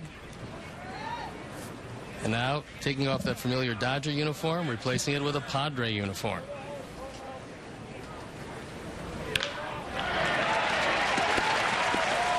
Quentin gets a single. And it's 5-0.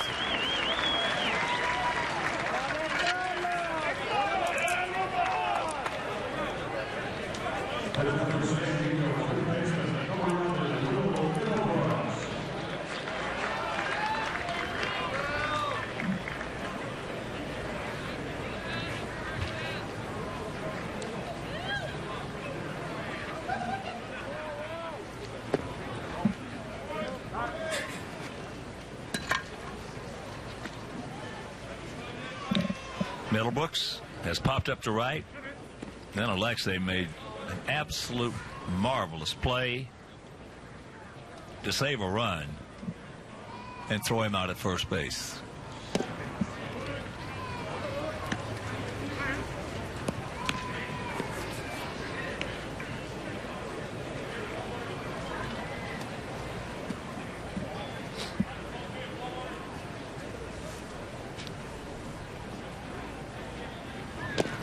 Nice pick.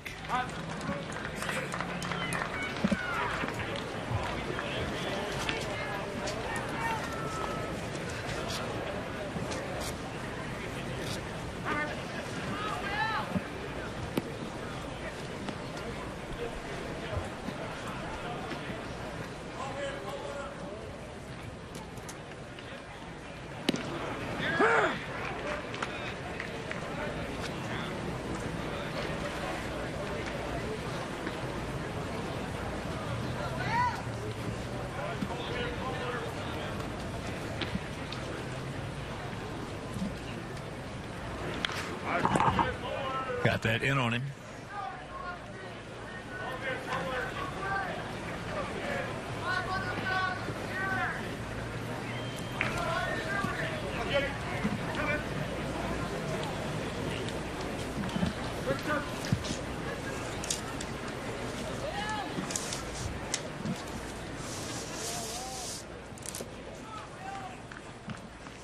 There he goes on the full count.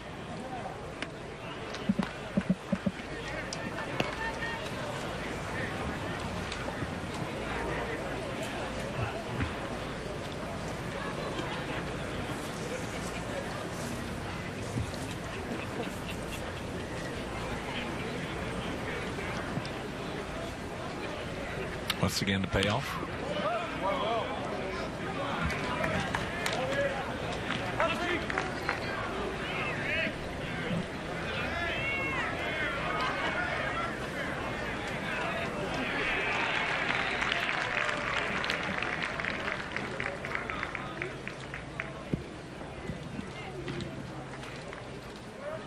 Frankie Montez throwing in the bullpen.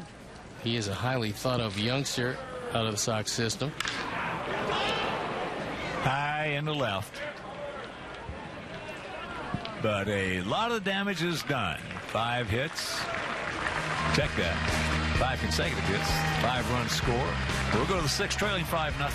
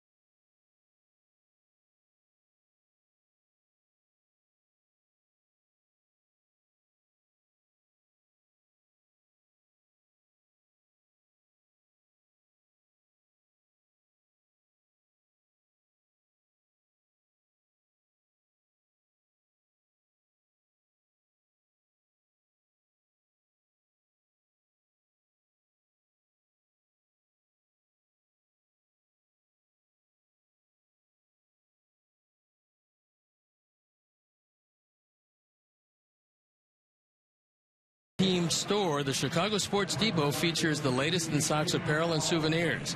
Stop by the Chicago Sports Depot, located at Gate 5, to get your popular 1983 Sox merchandise and support your local favorite home teams.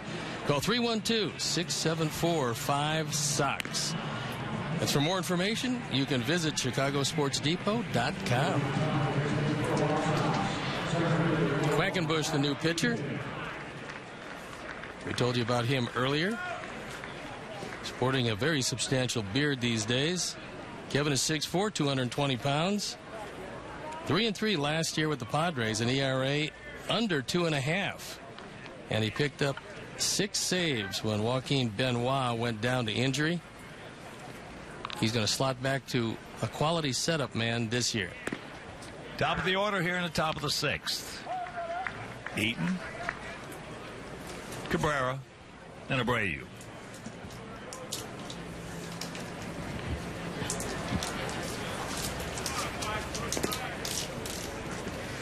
Tyson Ross was absolutely overwhelming today. 5 innings, no runs. The only hit, the misjudged fly ball in center field due to the sun. 1 walk, 5 strikeouts, 1 hit batsman. And overall, Tyson Ross looks ready to go for a big year. Well,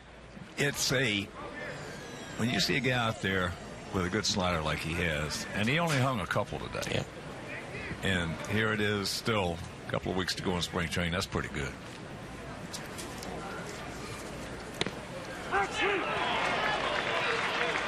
Got him.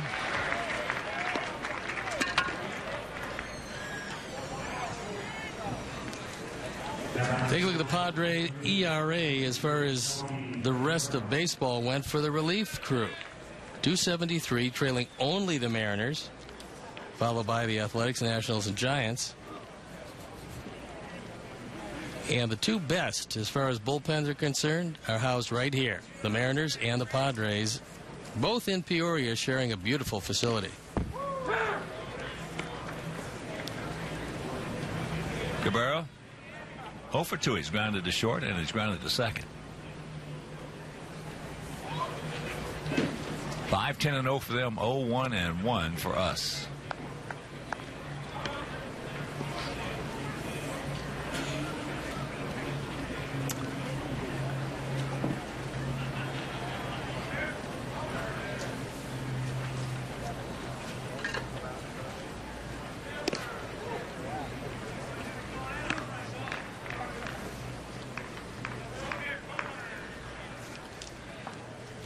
Those bullpen ERAs.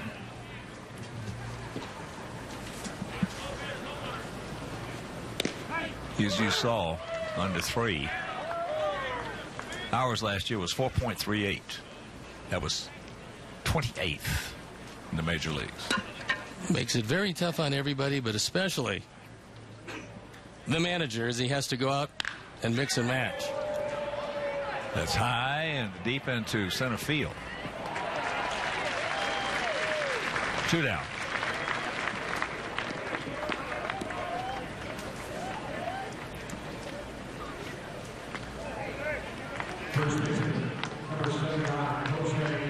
So here's Abreu. He has grounded to short and he has walked. Gale catching, Almonte in right field. Medica in left. Alonso at first.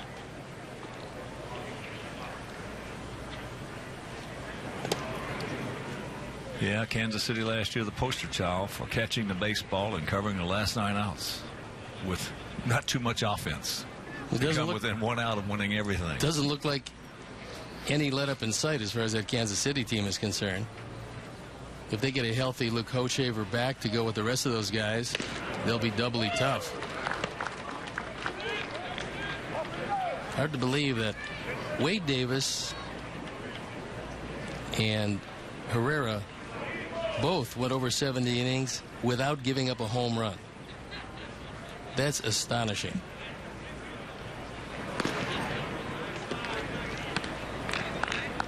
Of course, it helps when you're throwing 98 and locating it. And Kelvin Herrera and Wade Davis did just that all year long.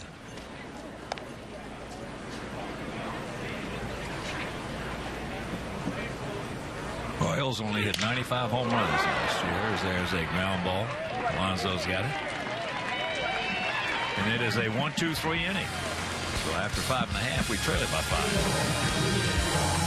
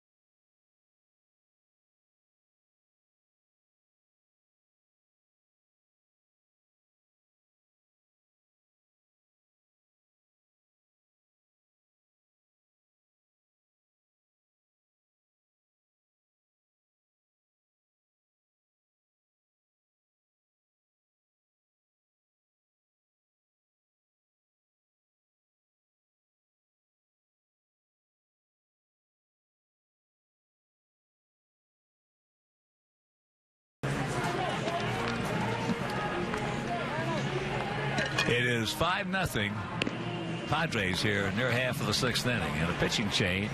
Frankie Montes. Montes got very good stuff. Like so many of the younger pitchers, the only question is, will he control it? It looks like one day he's going to pitch in the major leagues.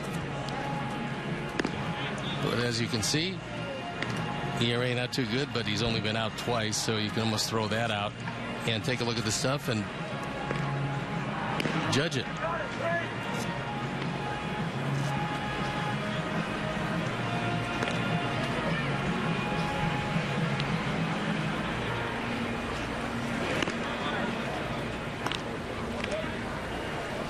So here for the Padres, Churko will lead it off. Jed started off that 5-run 5th with a single. They had 5 straight hits of Quintana.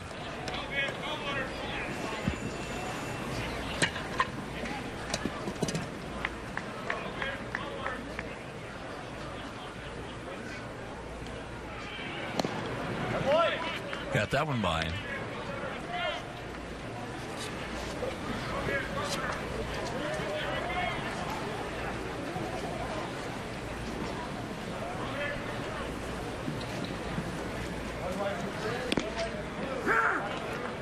MLB.com has Frankie Montes as number 3 as far as the prospects in the Sox system.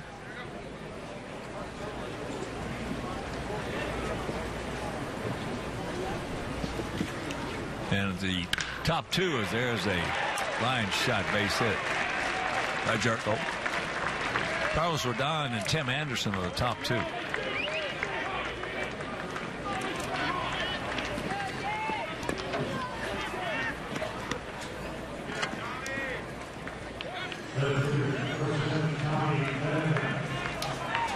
Tommy Medica getting his first at bat. I believe he's leading the Cactus League in hitting, I think. I was reading before the game.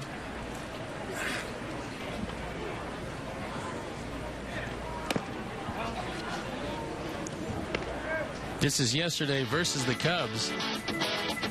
And when you're 15 for 27, you're getting it done, and he got it done yesterday. Hitting one out of the ballpark.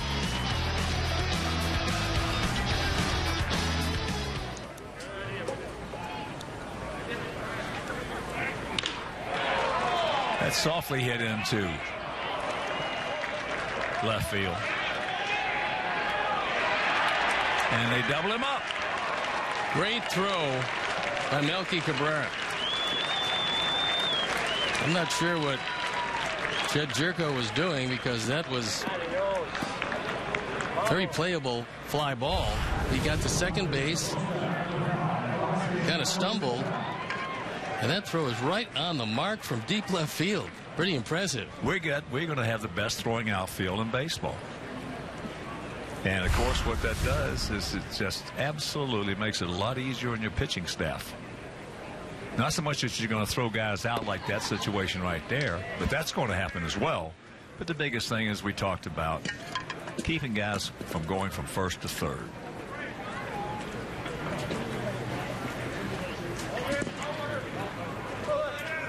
That occasional double play certainly is going to help, but you're right. I think all of these guys with good speed, accurate as well as strong arms, it's going to be a huge plus this year. Well, for the last 3 or 4 years, we've had too many guys who shouldn't be going from first to third go to first and third.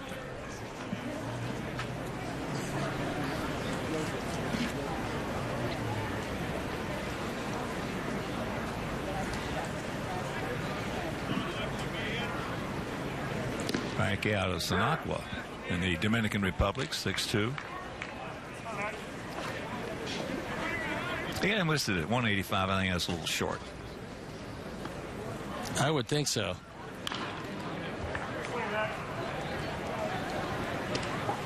He came over in the Jake Peavy deal.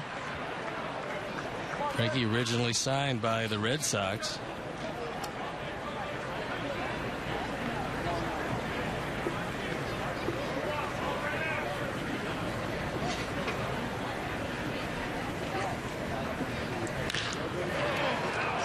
Sanchez has got him, and they'll retire the side. Nothing across. We'll go to the 7th right now, though. Let's go back to our pal, Chris Bowden. Thanks very much, Hawk. And a bit of a bumpy 5th inning there for Jose Quintana and Jake Petrichka. Last season, a depleted White Sox bullpen for Zach Putnam and Petrichka kind of grow up quickly. The pair were leaned on late in games, Putnam leading the team in holds, Petrichka topping them in saves. But with the additions of David Robertson and Zach Duke, it should allow the duo to settle into more comfortable roles in 2015. Chuck Garfien has more. The bullpen's such a different animal from any other spot on the team, just because you usually get about 5 minutes or less to warm up, and you're expected to be at your best. So knowing kind of the general situation or time that you're going to be using is definitely helpful. Yeah, I think it'll definitely be easier knowing you got 1 or 2 innings, the 7th or 8th or 6th or 7th versus all 7 towards the ends. As for what goes on in the bullpen during a game, well, that is tough to put into words. It'd be a tough one to explain. It'd be an easier one to just kind of, you'd have to watch. I mean, we usually are pretty happy-go-lucky, kind of just joking around, telling stories, drinking a lot of Red Bull up until about the 5th inning, and then once we hit the 5th, it's kind of like, the alert goes up, and so it's like we're on our toes. Anytime starter starts struggling, pitch count gets high, whatever, you got to be ready. So the conversation kind of calms down. Everybody's kind of, anytime you see movement in the dugout, somebody going to the phone, or, we're always looking for that stuff, so we're kind of on the alert after the 5th. The pair has Midwest roots. Putnam, raised in Michigan, and Petrichka in Minnesota. Minnesota is more Canada than it is Midwest, but I can take credit for being a Midwest guy. It's fun, my family is a 3.5, 4-hour drive away, so they're always coming in, and then anytime we have a break, off day here or whatever, I'm able to, if I wanted to, go home, and it's nice to feel like you're in a similar environment than you grew up. I've played out in Colorado, played in some other areas that just didn't feel like home. Chicago feels like home to me. Yeah, it's awesome getting to go up to Minnesota as many times as we do, and I get to stay in my own home in season. That's not too many people get to do that, so it's pretty awesome. And then, yeah, it is another home away from home because everything's kind of the same. People pretty nice, and gotta love the Midwest anyways. Live White Sox baseball is back in 2015 with MLB.com. That's at bat on your smartphone or tablet. Stay connected with live radio broadcasts, statistics, breaking news, and much more. Download MLB.com at bat, the #1 app for live baseball. Here's Gillespie. Garner is 1 for 2. That's our only hit. That was a high fly ball into center field that may have been lost in this high sky and the sun. And there's a look at Joaquin Benoit. Pretty good spring so far for the man who will be called on to close in a very talented bullpen.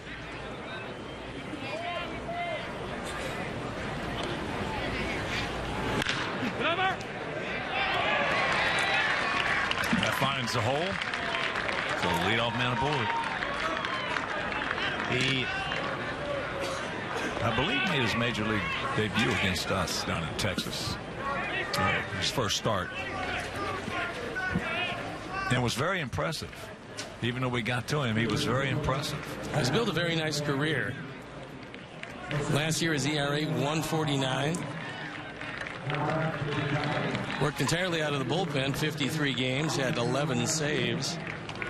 But with 28 hits and 54 in the 3rd innings, that's not too bad. So Emilio Bonifacio comes in the ball game to pinch run.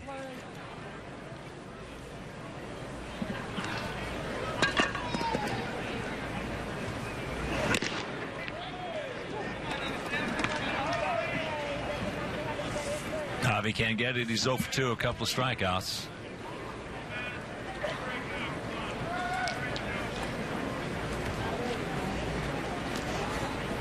Benoit had shoulder problems last year, and that's the only reason for the 11 saves.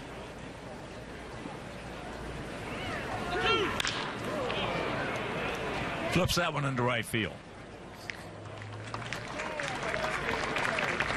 One down.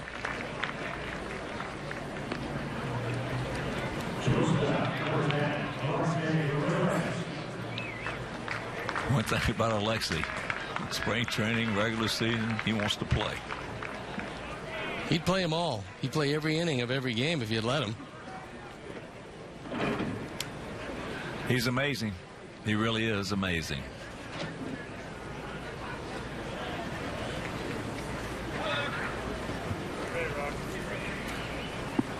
He's 0 for 2 this afternoon, grounded to third and struck out.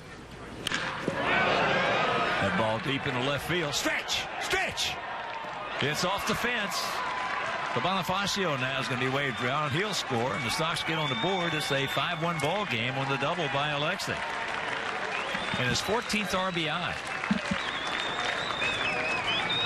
Very big spring driving him in for Alexei. And he did his handiwork that time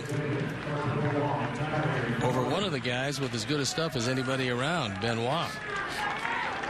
And he will depart for a pinch runner. Leary Garcia comes on to pinch run and undoubtedly will take over at shortstop.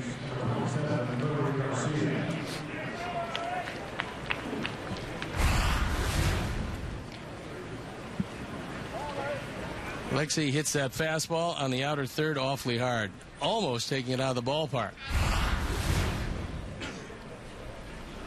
Tyler can't get it. He's 0 for 2 twice. He is grounded out to third.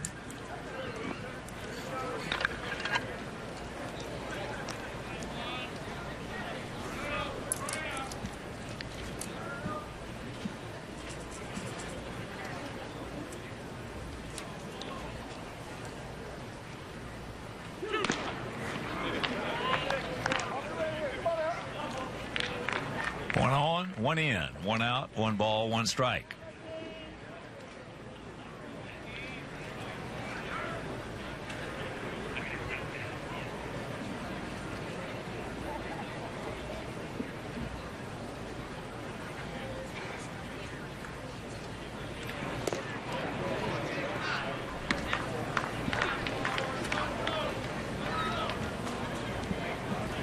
After the All-Star break, Tyler Flowers led the ball club in slugging percentage.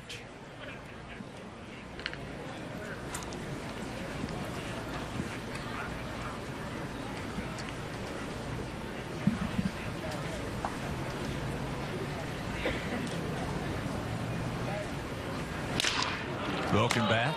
Watch out on deck.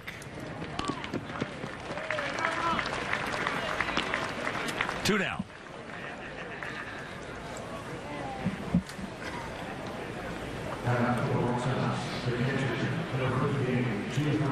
Well, this lineup has an anything but Ross mentality. As Tyson Ross was brilliant through 5, Quackenbush with a perfect inning in the 6th. And they've gotten to Benoit a bit here in the 7th.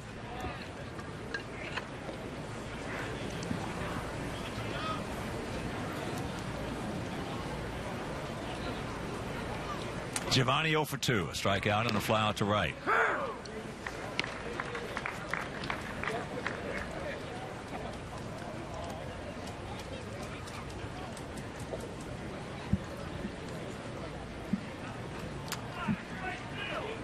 Boy, Benoit, you're right, has a nice career. 12-year veteran.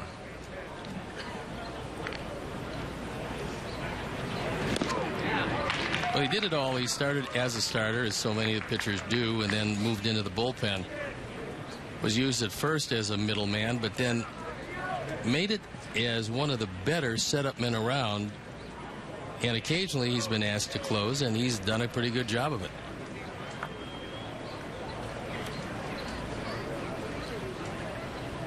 Watch out. That's pretty good play by Gale behind the plate, as that ball was in back of Soto.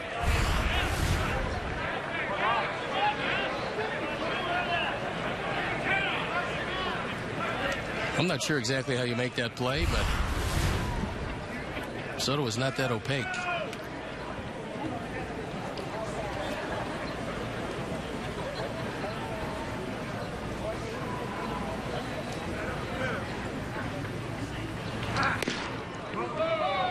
Yeah, that play there, actually it's dangerous for the catcher because of the I played with a kid in the minor leagues. Wasn't a real great prospect, but, you know, you never know. Right. On that very same play, stuck his hand out, tried to catch it, hit him in the wrist, broke his wrist, and you can't see it. It's a hope shot for the catcher. He can't see the ball. Good stop right there by Gale. Well, he saved twice. Garcia scoring. That one steered right into the ground. Gale does a nice job of shifting his weight and making sure this ball doesn't get all that far away.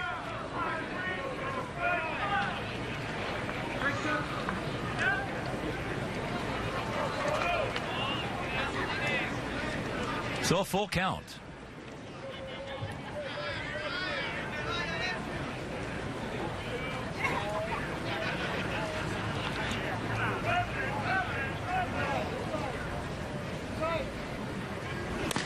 And that's ball 4.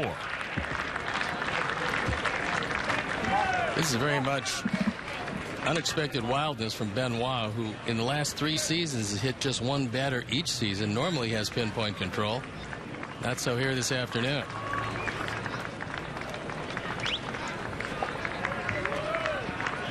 They'll trade the pinch run for Soto.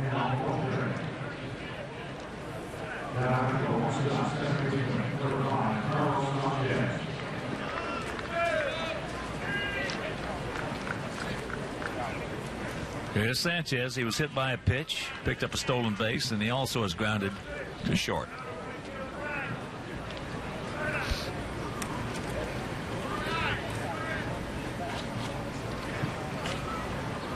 Fans never panic, have no fear. It's the last inning, the Vikings won't be there.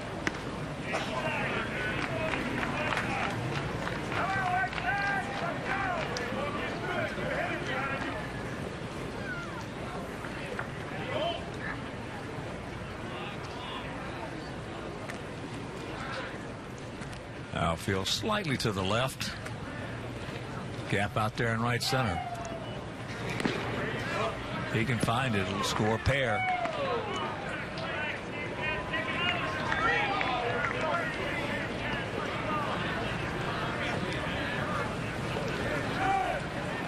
Beltre looking at Joe McEwing, who went through his sequence.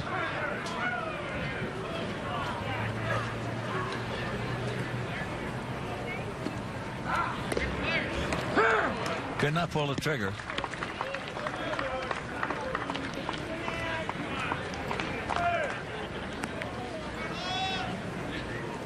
Joe McEwing going through his set of signs at third, and then some verbiage with Leary.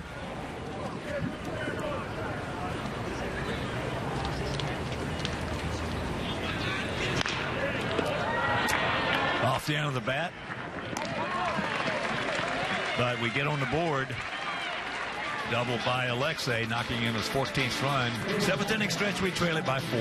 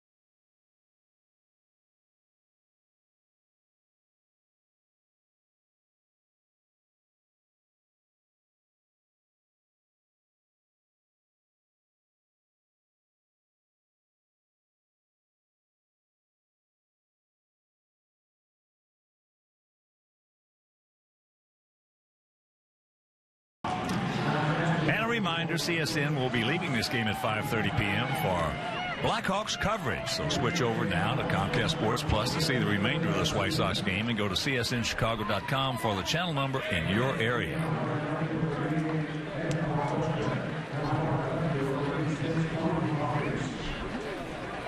Courtney Hawkins comes into the ball game along with Beltre. It's Hawkins in left, Beltre in right, Bonifacio at third, Leury Garcia at shortstop, and George Kataris behind the plate. And here is Cameron Maben. First pitch strike from Frankie.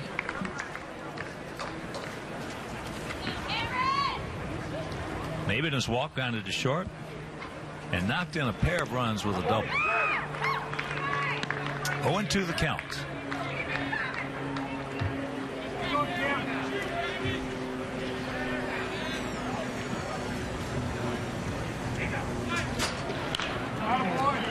That's it, Kev. Come on.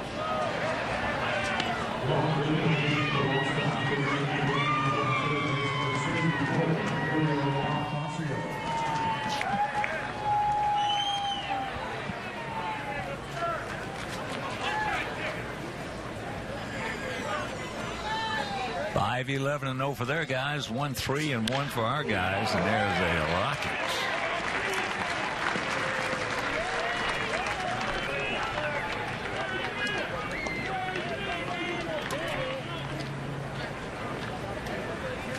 Maben's day is done. He's had a couple of hits, driven in a couple of runs, walked to lead off the ball game. So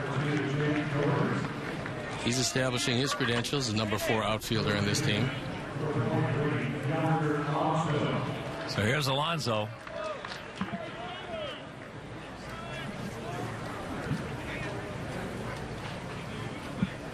Yonder pinch hit in the 5th inning. Got a single. Knocked in a run and scored a run. Alonso, former number 1 draft pick by the Cincinnati Reds. And it was somewhat of a surprising pick because the Reds could have used a middle infielder, and Gordon Beckham was still there. The 7th pick was Alonso, and the 8th pick was Gordon Beckham to the White Sox. 2-0 the count. Got a lot of changes. Bonifacio at third. Garcia at short. Beltre in right. The Greek. Gutierrez catching. And Courtney Hawkins in left field.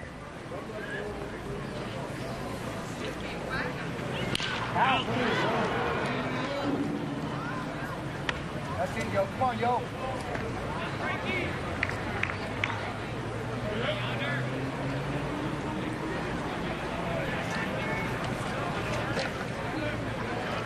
And once again, a reminder, we will be with you again tomorrow from our place against the Rockies.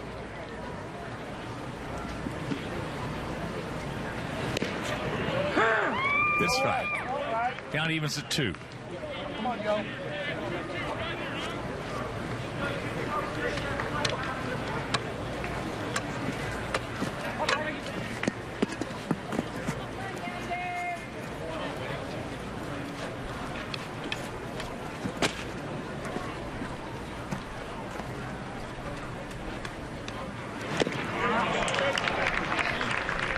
Here you go.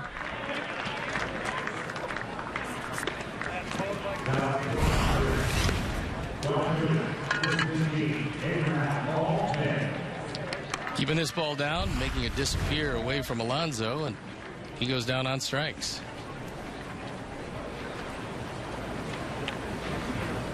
So here's Almonte.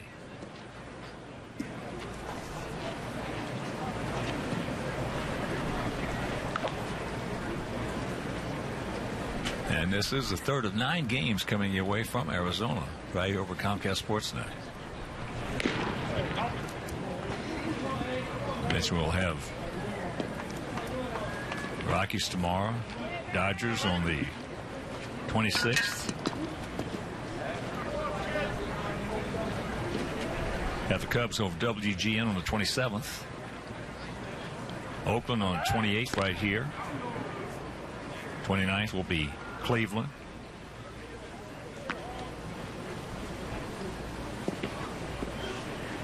'31st against the Dodgers once again, and our final game will be against Arizona. That'll be getaway day after that game, going to Charlotte for an exhibition on the 3rd. Then after that, flying into Kansas City. And we'll be in Kansas City a total of 6 days for those 3 games. Long time and a lot of barbecue. Nothing wrong with that. No. Nothing wrong with that. Not at all.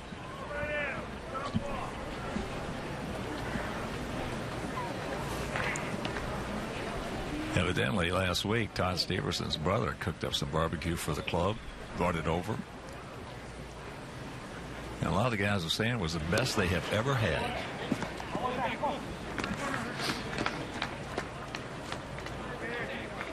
I asked Todd, I said, where's this store at? Where's this restaurant? He said he doesn't have one. He just does it. This is like a hobby.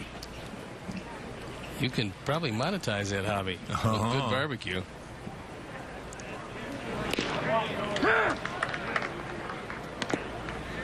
Three and 1 to count to Almonte. Abraham Almonte.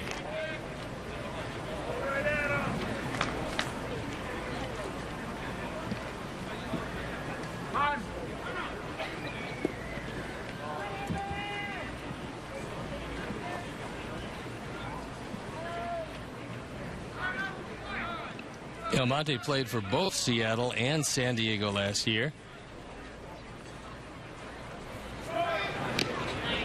There he goes, and that's into center field. But coming and getting it quickly is Adam.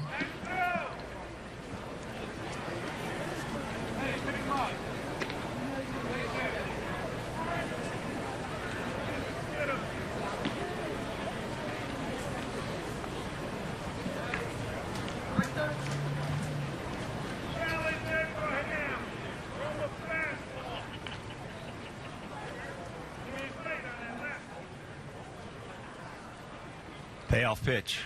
Keep going. Last year, Abraham found himself as the starting center fielder and leadoff hitter on opening day for the Mariners. Things didn't work out quite as he would have liked. Hit just 198 for Seattle, but 265 in 32 games after coming to San Diego.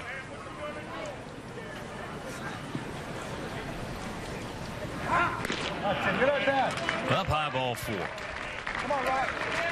1 out, 2 on.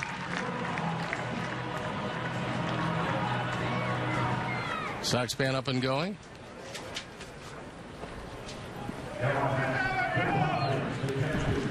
Here is Rocky Gale. His first at bat of the day.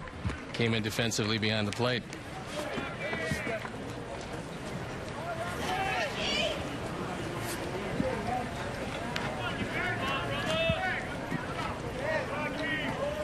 Melky Garcia listening up in the pen.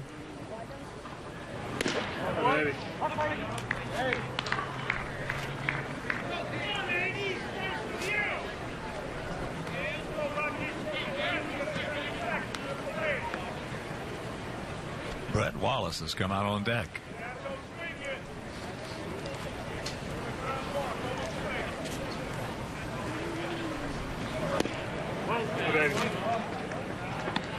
And he falls behind Gale 2-0. Brett Wallace has sported a whole lot of uniforms in the course of his career. Former #1 pick of the Cardinals out of Arizona State when they had Albert Pujols at first base.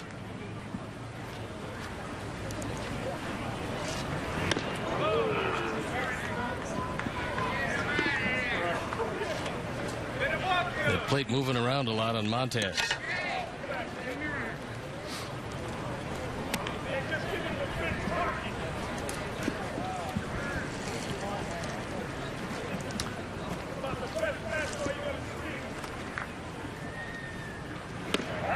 And that's another walk, and that'll load him up. And a reminder, CSN will be leaving this game very shortly for Blackhawks coverage, so switch over now to Comcast Sportsnet Plus to see the remainder of this White Sox game. Go to csnchicago.com for the channel number in your area.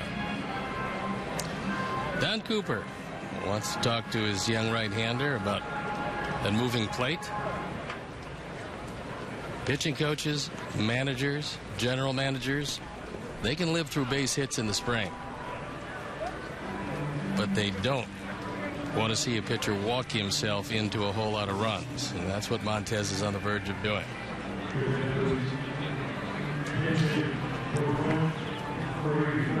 Well, Montes, he's been known to hit 100.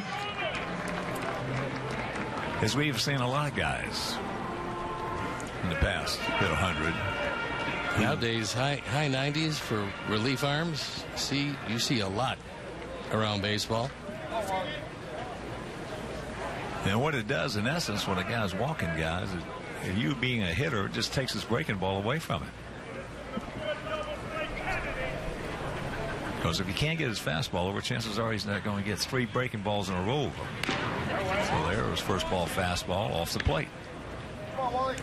That's what hitters love to do. They love to make pitchers, or let the pitchers make themselves, for the most part, one-pitch pitcher. Wallace having a good spring, trying to battle to make this team. Boy, he came in with some great pub, didn't he? He did that. High pop, a long way to go. Hawk is there. And he'll get it back in on a nice throw right to the cutoff man. 2 down. And on the other side of that page, you get guys who can throw 100, and a lot of times they pitch themselves into trouble, but they have a way to pitch themselves out of trouble.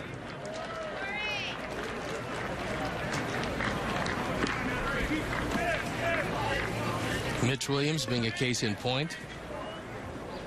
More than a few times, he walked the bases loaded. Good evening, everyone. Pat Boyle back in our downtown Chicago studios. For those of you watching the White Sox and Padres game, it's moving over to CSN Plus for the remainder of the contest.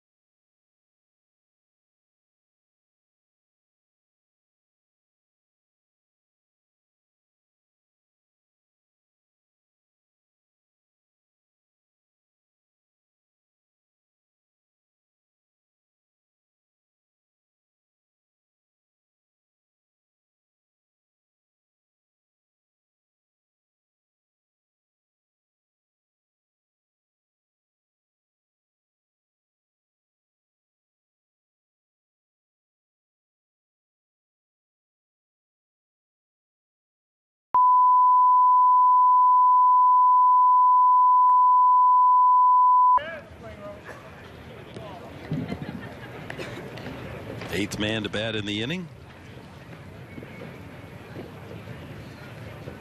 One of the kids called up from the minor league camp. On deck, Mike McCoy. So the coach of the Chargers is getting some baseball in? Yeah, that's nice. Yeah, he's a fan. Swing and a miss, and down goes Medica. That would have been a ball. Couple of strikeouts for Frankie Montas, but the Padres add 3 more on Spanchenberg's triple.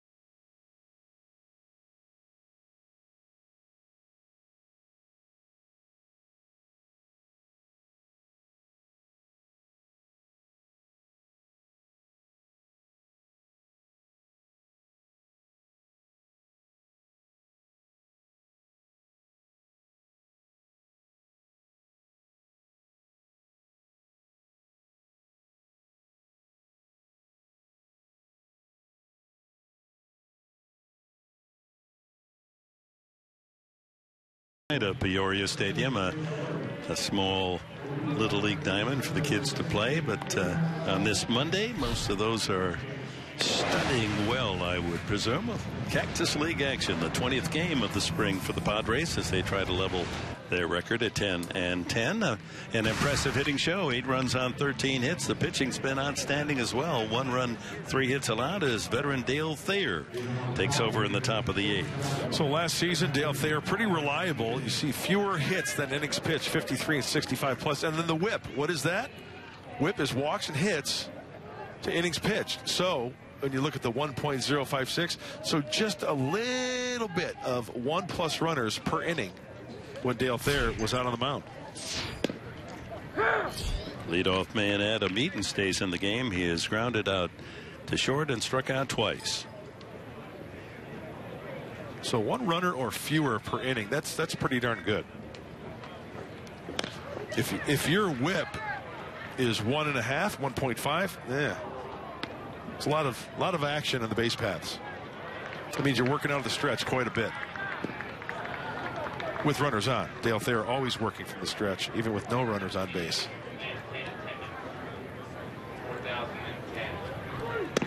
Here in the background, they announced the attendance today, 4,010. The Padres have averaged over 7,700 a game here at Peoria, but a cozy crowd on this lovely Monday afternoon. Count remains 1-2 to Adam Eaton.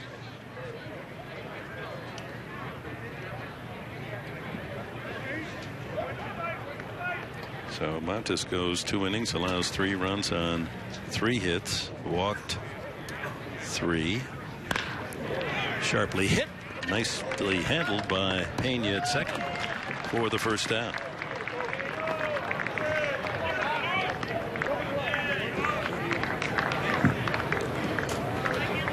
Change in the outfield. Gilbert stays in the game. He's in right field with Almonte moving to center.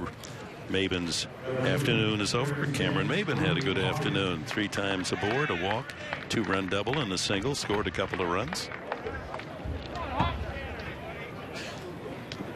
This is Courtney Hawkins batting for the first time.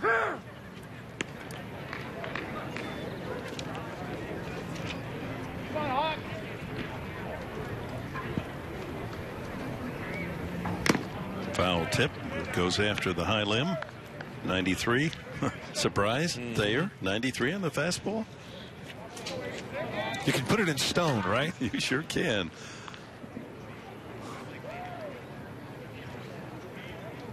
Yeah, you got to put something on that final marker in life. 93 on my fastball.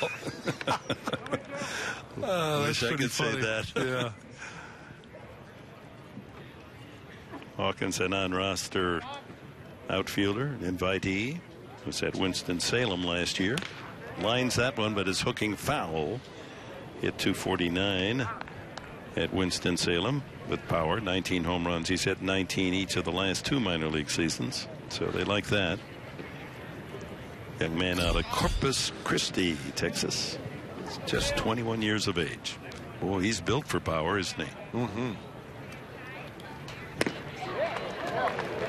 But you can't hit him out if you can't make contact. Strikeout for Thayer. His first. Just reach back and throw the old four-seamer up and out of the zone. And as the gentleman to my left in the other booth would say, he go. The Hawk, huh? Yeah. He's flying today here in Peoria. He is. How about those White Sox uniforms for their announcers? Abreu, a little punch shot over first base. He'll take a bloop single. Only the 4th White Sox hit today. Harrelson and Steve Stone wearing the lovely pink shirts, huh? Yeah, I like it. Fighting off a pitch that's up, actually down. I stand corrected. And just fighting it off. Big, strong. That's what happens. Bonifacio entered the game as a pinch runner now to bat. Look at that. Well, he got through the mirror. It's kind of hard to see. A little glare there, but yeah, Hawk Harrelson, he's ready to hit the pink pony tonight. Fly ball Bonifacio, shallow back a short. Maben calls for it, makes the catch. That's it for the Sox in the 8th inning. We go to the bottom of the 8th in Peoria. The Padres by 7.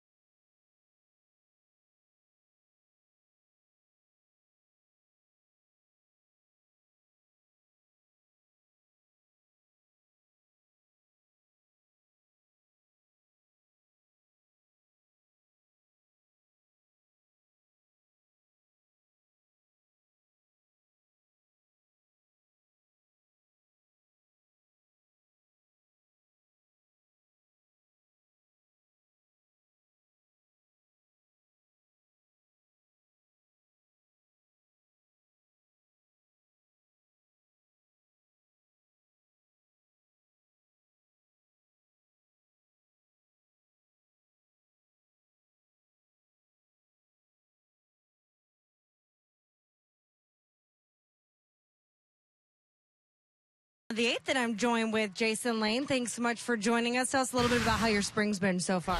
It's been great. Just getting some innings in and got a couple a start and a couple extended innings, and I start against the Dodgers and looking forward to it.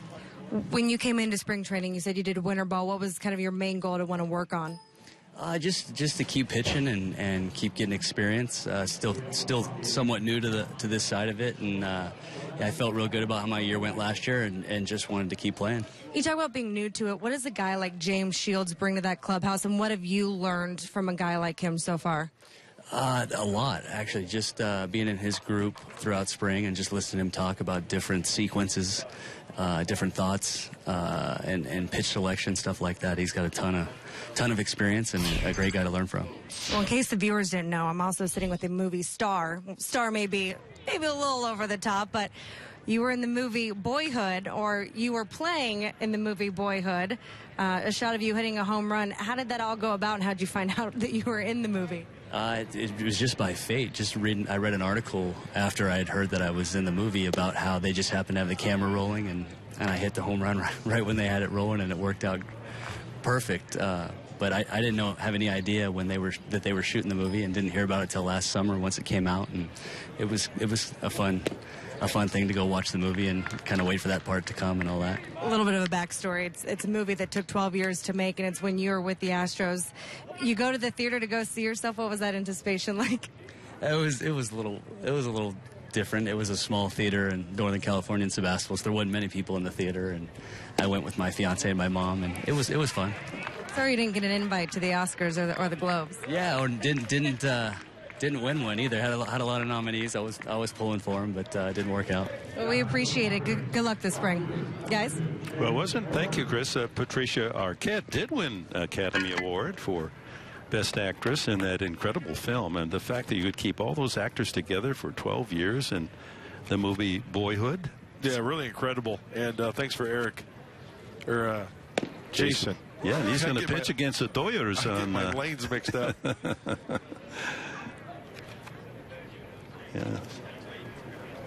So young Mike McCoy gets a chance to bat in a big league game, and he walks to lead off the Padre 8th inning against the new White Sox pitcher Daniel Webb. That one bounces into Gobert and by the catcher, so McCoy will take second base on the wild pitch. Kind of a two-seam slider type pitcher Webb is, and that one he yanked big time. Big time. And tough for any catcher to try to block that one. The Duke of Paducah on the mound. Webb from Paducah, Kentucky. And like anyone from that Commonwealth, they're all aflutter about the Kentucky Wildcats. Will they go unbeaten? A rare unbeaten season in college basketball. Yet to be decided. West Virginia next on Thursday. 2-1. Daniel Gobert got a chance to eat big league pitching and lived a good life last year coming up with the Padres. A very popular guy in the clubhouse. And he rips that one to right center field, and that's up the alley. All the way to the boards, scoring McCoy easily, and Gobert cruises into second. An RBI double as the Padres take a 9-1 lead. Hitting close on today for San Diego. We had a chance to talk with Jake Gobert a couple days ago, and his feelings on this spring training. He says he feels great. He's getting some at-bats. And basically he said, you know what? I just have to go up there and put a good plan in place. Hope I get a good result, because the rest of it is out of my control. What's not out of his control is putting a nice-looking swing there. He turned that around quickly. Alonso, an RBI single and a strikeout, his 2 at-bats. Fly ball to left field. That's a long run out there, and that ball is just foul.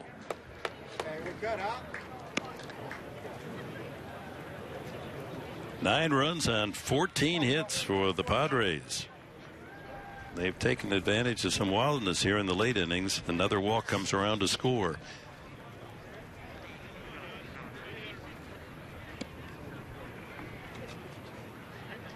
Every position in the lineup for San Diego with at least 1 hit today, except the third spot. Upton and Almonte both walked. So everyone's reached base, everyone contributing. Tomorrow, right here, the 2 teams that occupy the Peoria complex. It'll be the Mariners and the Padres. Andrew Kashner going for San Diego, and you just saw Jason Lane. He'll pitch over at Goodyear against the Dodgers in the Wednesday game. And just a thought, because it's been implied before, you're going to face, I think Clayton Kershaw is scheduled to pitch. It'll be interesting to see if he pitches. And there's some, why throw someone you might be pitching against the Dodgers in that first series against them in spring training? Right. Just, and it's not likely Lane will be on the starting rotation, so give him a chance, the veteran. Alonso grounds out unassisted to first. Well, Gobert to third. I can see the argument where you wouldn't want to, pitch a certain pitcher. And once again, there are really no secrets. I mean, guys get their at-bats in years past. You have video. You have so many scouting reports.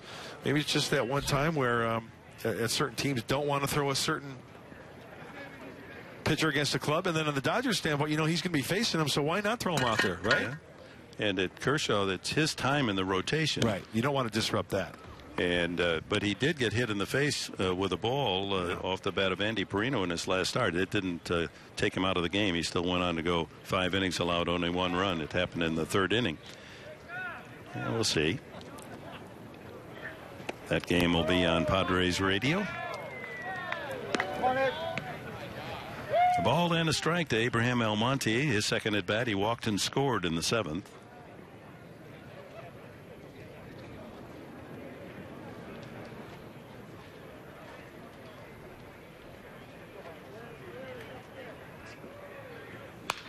Ooh, late swing.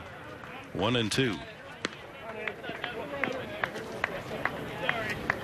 Put in place somewhere. 4,010 the attendance here for this Monday action.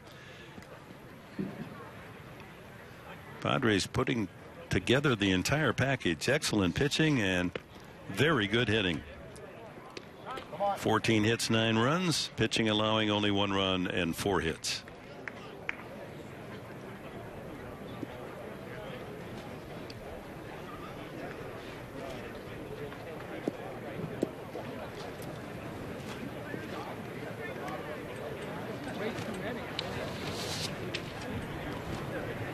Padres expecting to pitch Marcos Mateo in the 9th inning. We'll see if it's Mateo.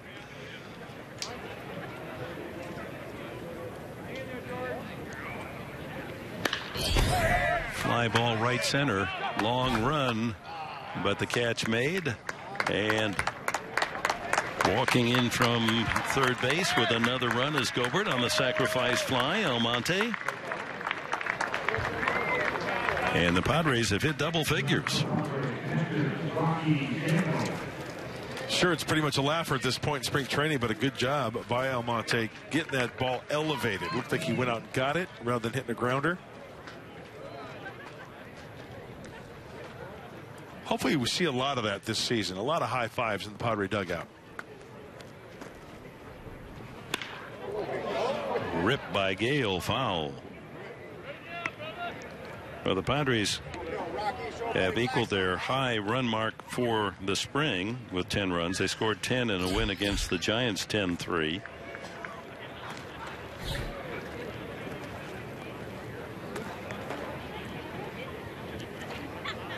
Gale walked and scored his only time.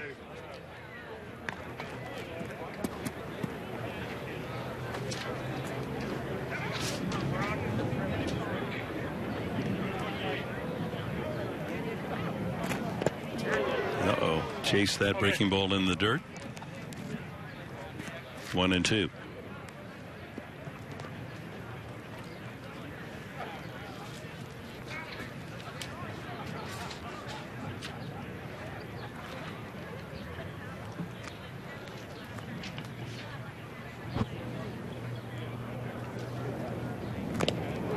Another one in the dirt.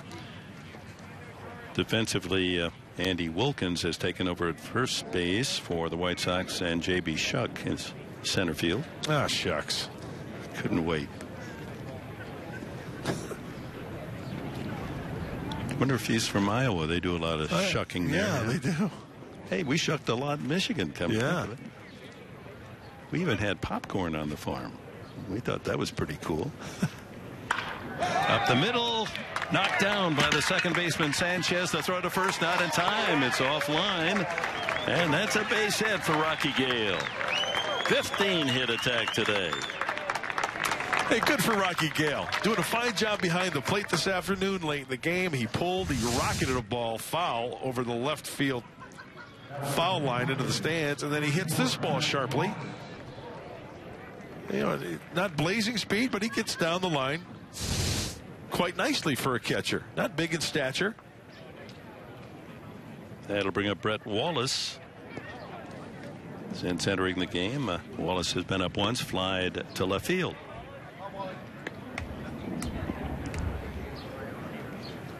The Padres with a 5-run fifth to take a 5-0 lead. 3 more in the 7th. Now 2 here in the 8th inning for their 10-1 lead.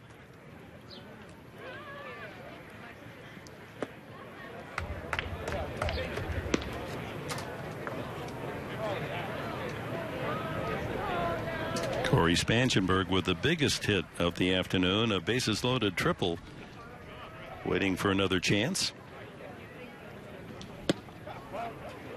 Dick, I know you mentioned it earlier, but 2 weeks from today, what happens on the field from that point on goes on the back of your bubblegum card. Opening day, Dodger Stadium. And then second opening day at home against the Giants on the following Thursday.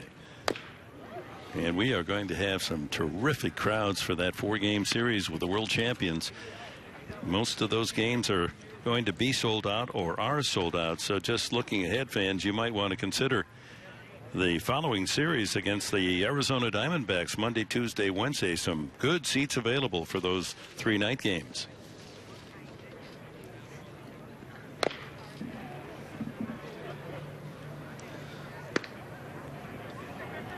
And then after the 7 games at home, the Padres take to the road and go to the Windy City. 3 games with the Cubs. Doggone it, we never get to Chicago when the ivy's on the wall. We're always there in the spring. Is there going to be a wall there? Well, that's another point. I know. I see anxious to see that renovation.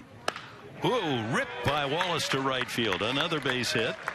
Gobert will, or rather Rocky Gale will stop at second. And the hit attack continues. 16 base hits. And that gives Spangenberg another chance. Well, Wallace spent some time with the Houston Astros. Had a pretty good year back in 2011. And from the left side, hey, it's good to know that Wallace has got that bat in the minor leagues. Making some noise here in a big league game in spring training. Look at those totals. I love it. Biggest explosion, the base hits of the spring for the Padres.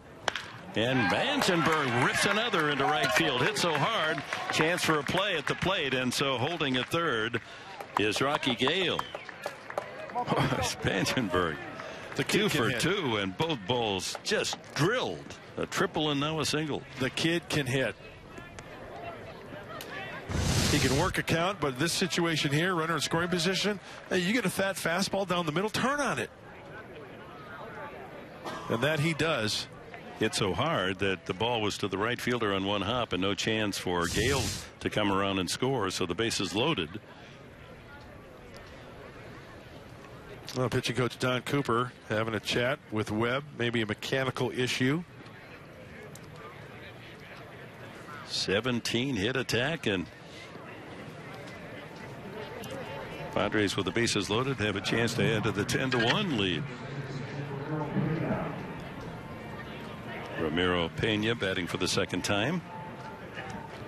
In Jed Jerko's spot. Jerko went 3 for 3 today. Pena walked his only time.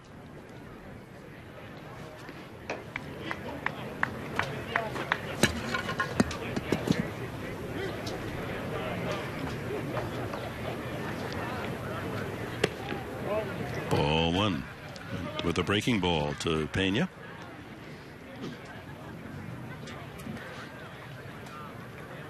Wallace at first. Gale at second.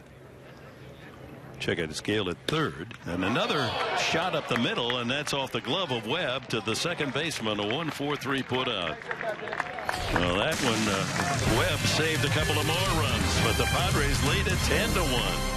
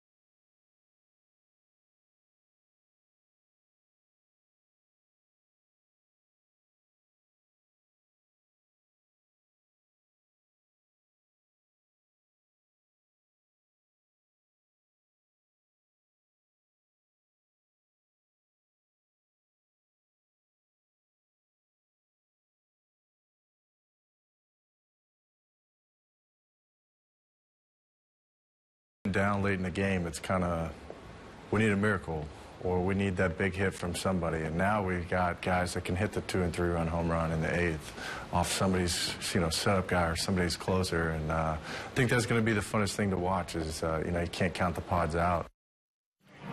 Yeah, a lot of folks feel that way, not only here in the camp and the Padres clubhouse, but you fans. There have been times in the past you're down by 2 early and you wonder if you can get enough runs to overcome a modest lead. Now, even late in the game, and Andrew Castor saying, hey, with those brickbusters ready to take a attack on Western Metal Supply Company building, you don't want to leave your seats too early this year. You might want to stay to the final out. Yeah, and another way I look at it is that with more offense, you create more wiggle room for a starting pitcher. Therefore, he can go deeper in the game, right? If you give up a solo shot, it's not so much a 2-1 game where you tie it, right? Or, it's 0-0, and you take a 1-0 deficit. Hopefully that solo shot is when it's like 6-1, it makes it 6-2. You can still leave your starting pitcher in there and go deeper. Right. That's you don't have to pitch every inning as a shutout. Right. So you give up a couple early runs, where you might be able to work with a 4-2, 5-2 lead. It's going to be interesting. Marcos Mateo. He's looked pretty impressive here in this spring. He's 30 years of age from the Dominican Republic. He's originally signed with Cincinnati 11 years ago. I think he's straightened out the hat a little bit, Dick. Oh, no. Yeah, he had the 45-degree job going the other day. He has straightened it out significantly. I mean, he had that hat turned big time towards the first base line. Yeah, he pitched on Friday against Kansas City, a 3-up, 3-down inning, a couple of strikeouts. He falls behind 3-1. George Gutierrez, the veteran catcher.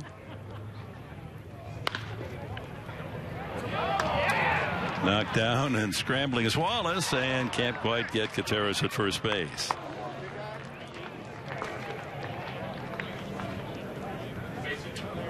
Rolled a base hit.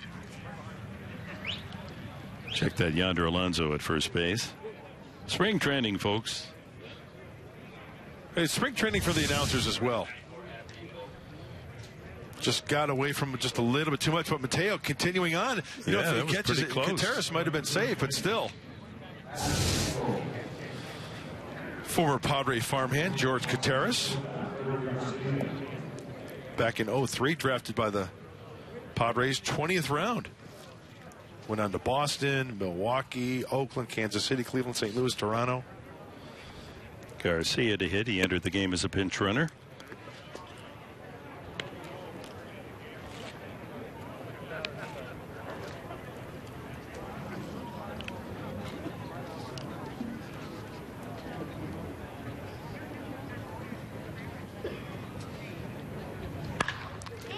Lifted to left center. Almonte out in center field to make the catch. And the DH Tyler Flowers will get another turn. He's 0 for 3 today on 3 ground ball outs. Well, there he makes the turn. I think it has a lot to do with the time of day and where the sun is on the horizon. Kind of, if he gets into a twilight game, he may have it like a catcher, have it all the way around. And for a strike.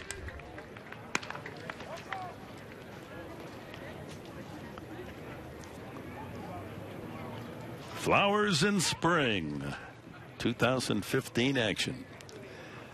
Oh, right on the elbow.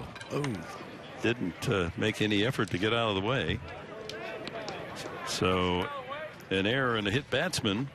No, they ruled that a base hit. I have to laugh because let's take a look at this first, okay?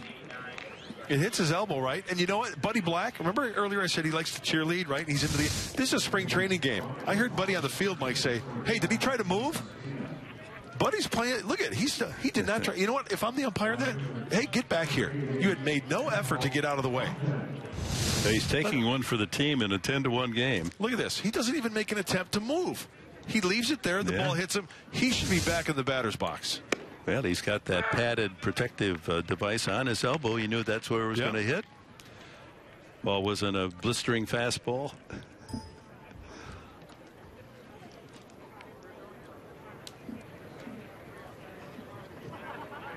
Angel Beltre, the hitter.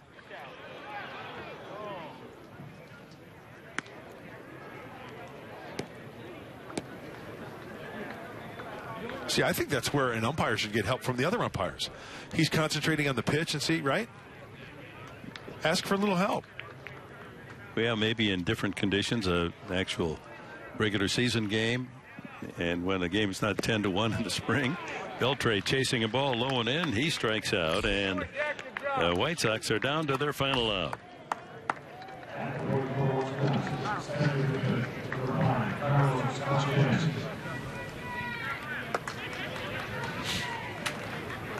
Carlos Sanchez has played the entire game, hit by a pitch back in the third, grounded out twice. 2 on, 2 out.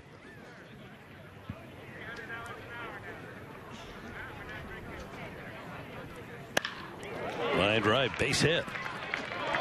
Up with it quickly in the outfield, and holding at third. He would have scored as Gobert in right field played the ball into second base, but in a 10-1 deficit, the White Sox don't want to risk with such little reward, so the base is full. Nice sharp single off the bat of Sanchez. Yeah, at this point in the game, this type of game, you don't want to get anybody hurt, so the White Sox doing the right thing there.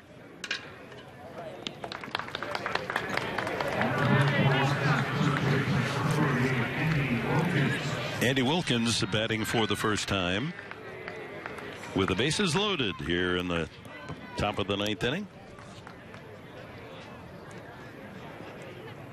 First time up for Wilkins.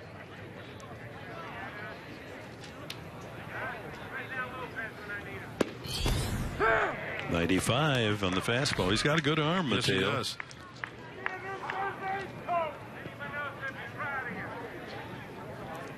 First time today, the White Sox with the bases full. Fly ball to center field. Right center field, a deep drive back to the wall. Gobert can't get the catch. 2 runs, and now 3-run score on a bases loaded double for Andy Wilkins. He comes off the bench and delivers 3 runs to make it 10-4.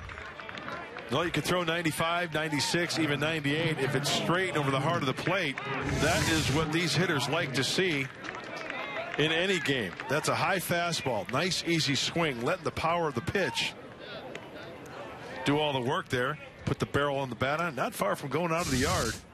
But once again, a lot of breathing room. Padres 10. White Sox 4.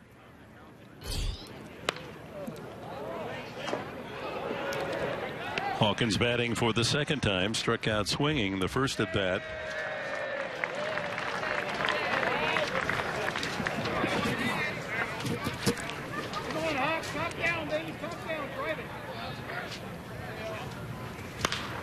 Popped up off third. Might be a play. Spanchenberg had no, he doesn't have it.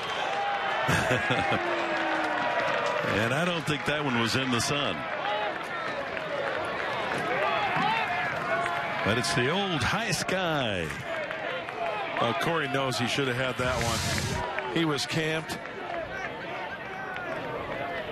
Just couldn't squeeze it. He acted as though he had lost it, though, right there. It's a good old-fashioned boot. First error by the Padres today, so Hawkins gets another chance. And another ball hit in the air into right field. Gobert circling under it. He makes the catch, and the ball game is over. White Sox with 3 in the 9th, but fall short as the Padres with a hit attack. 17 hits win it 10-4.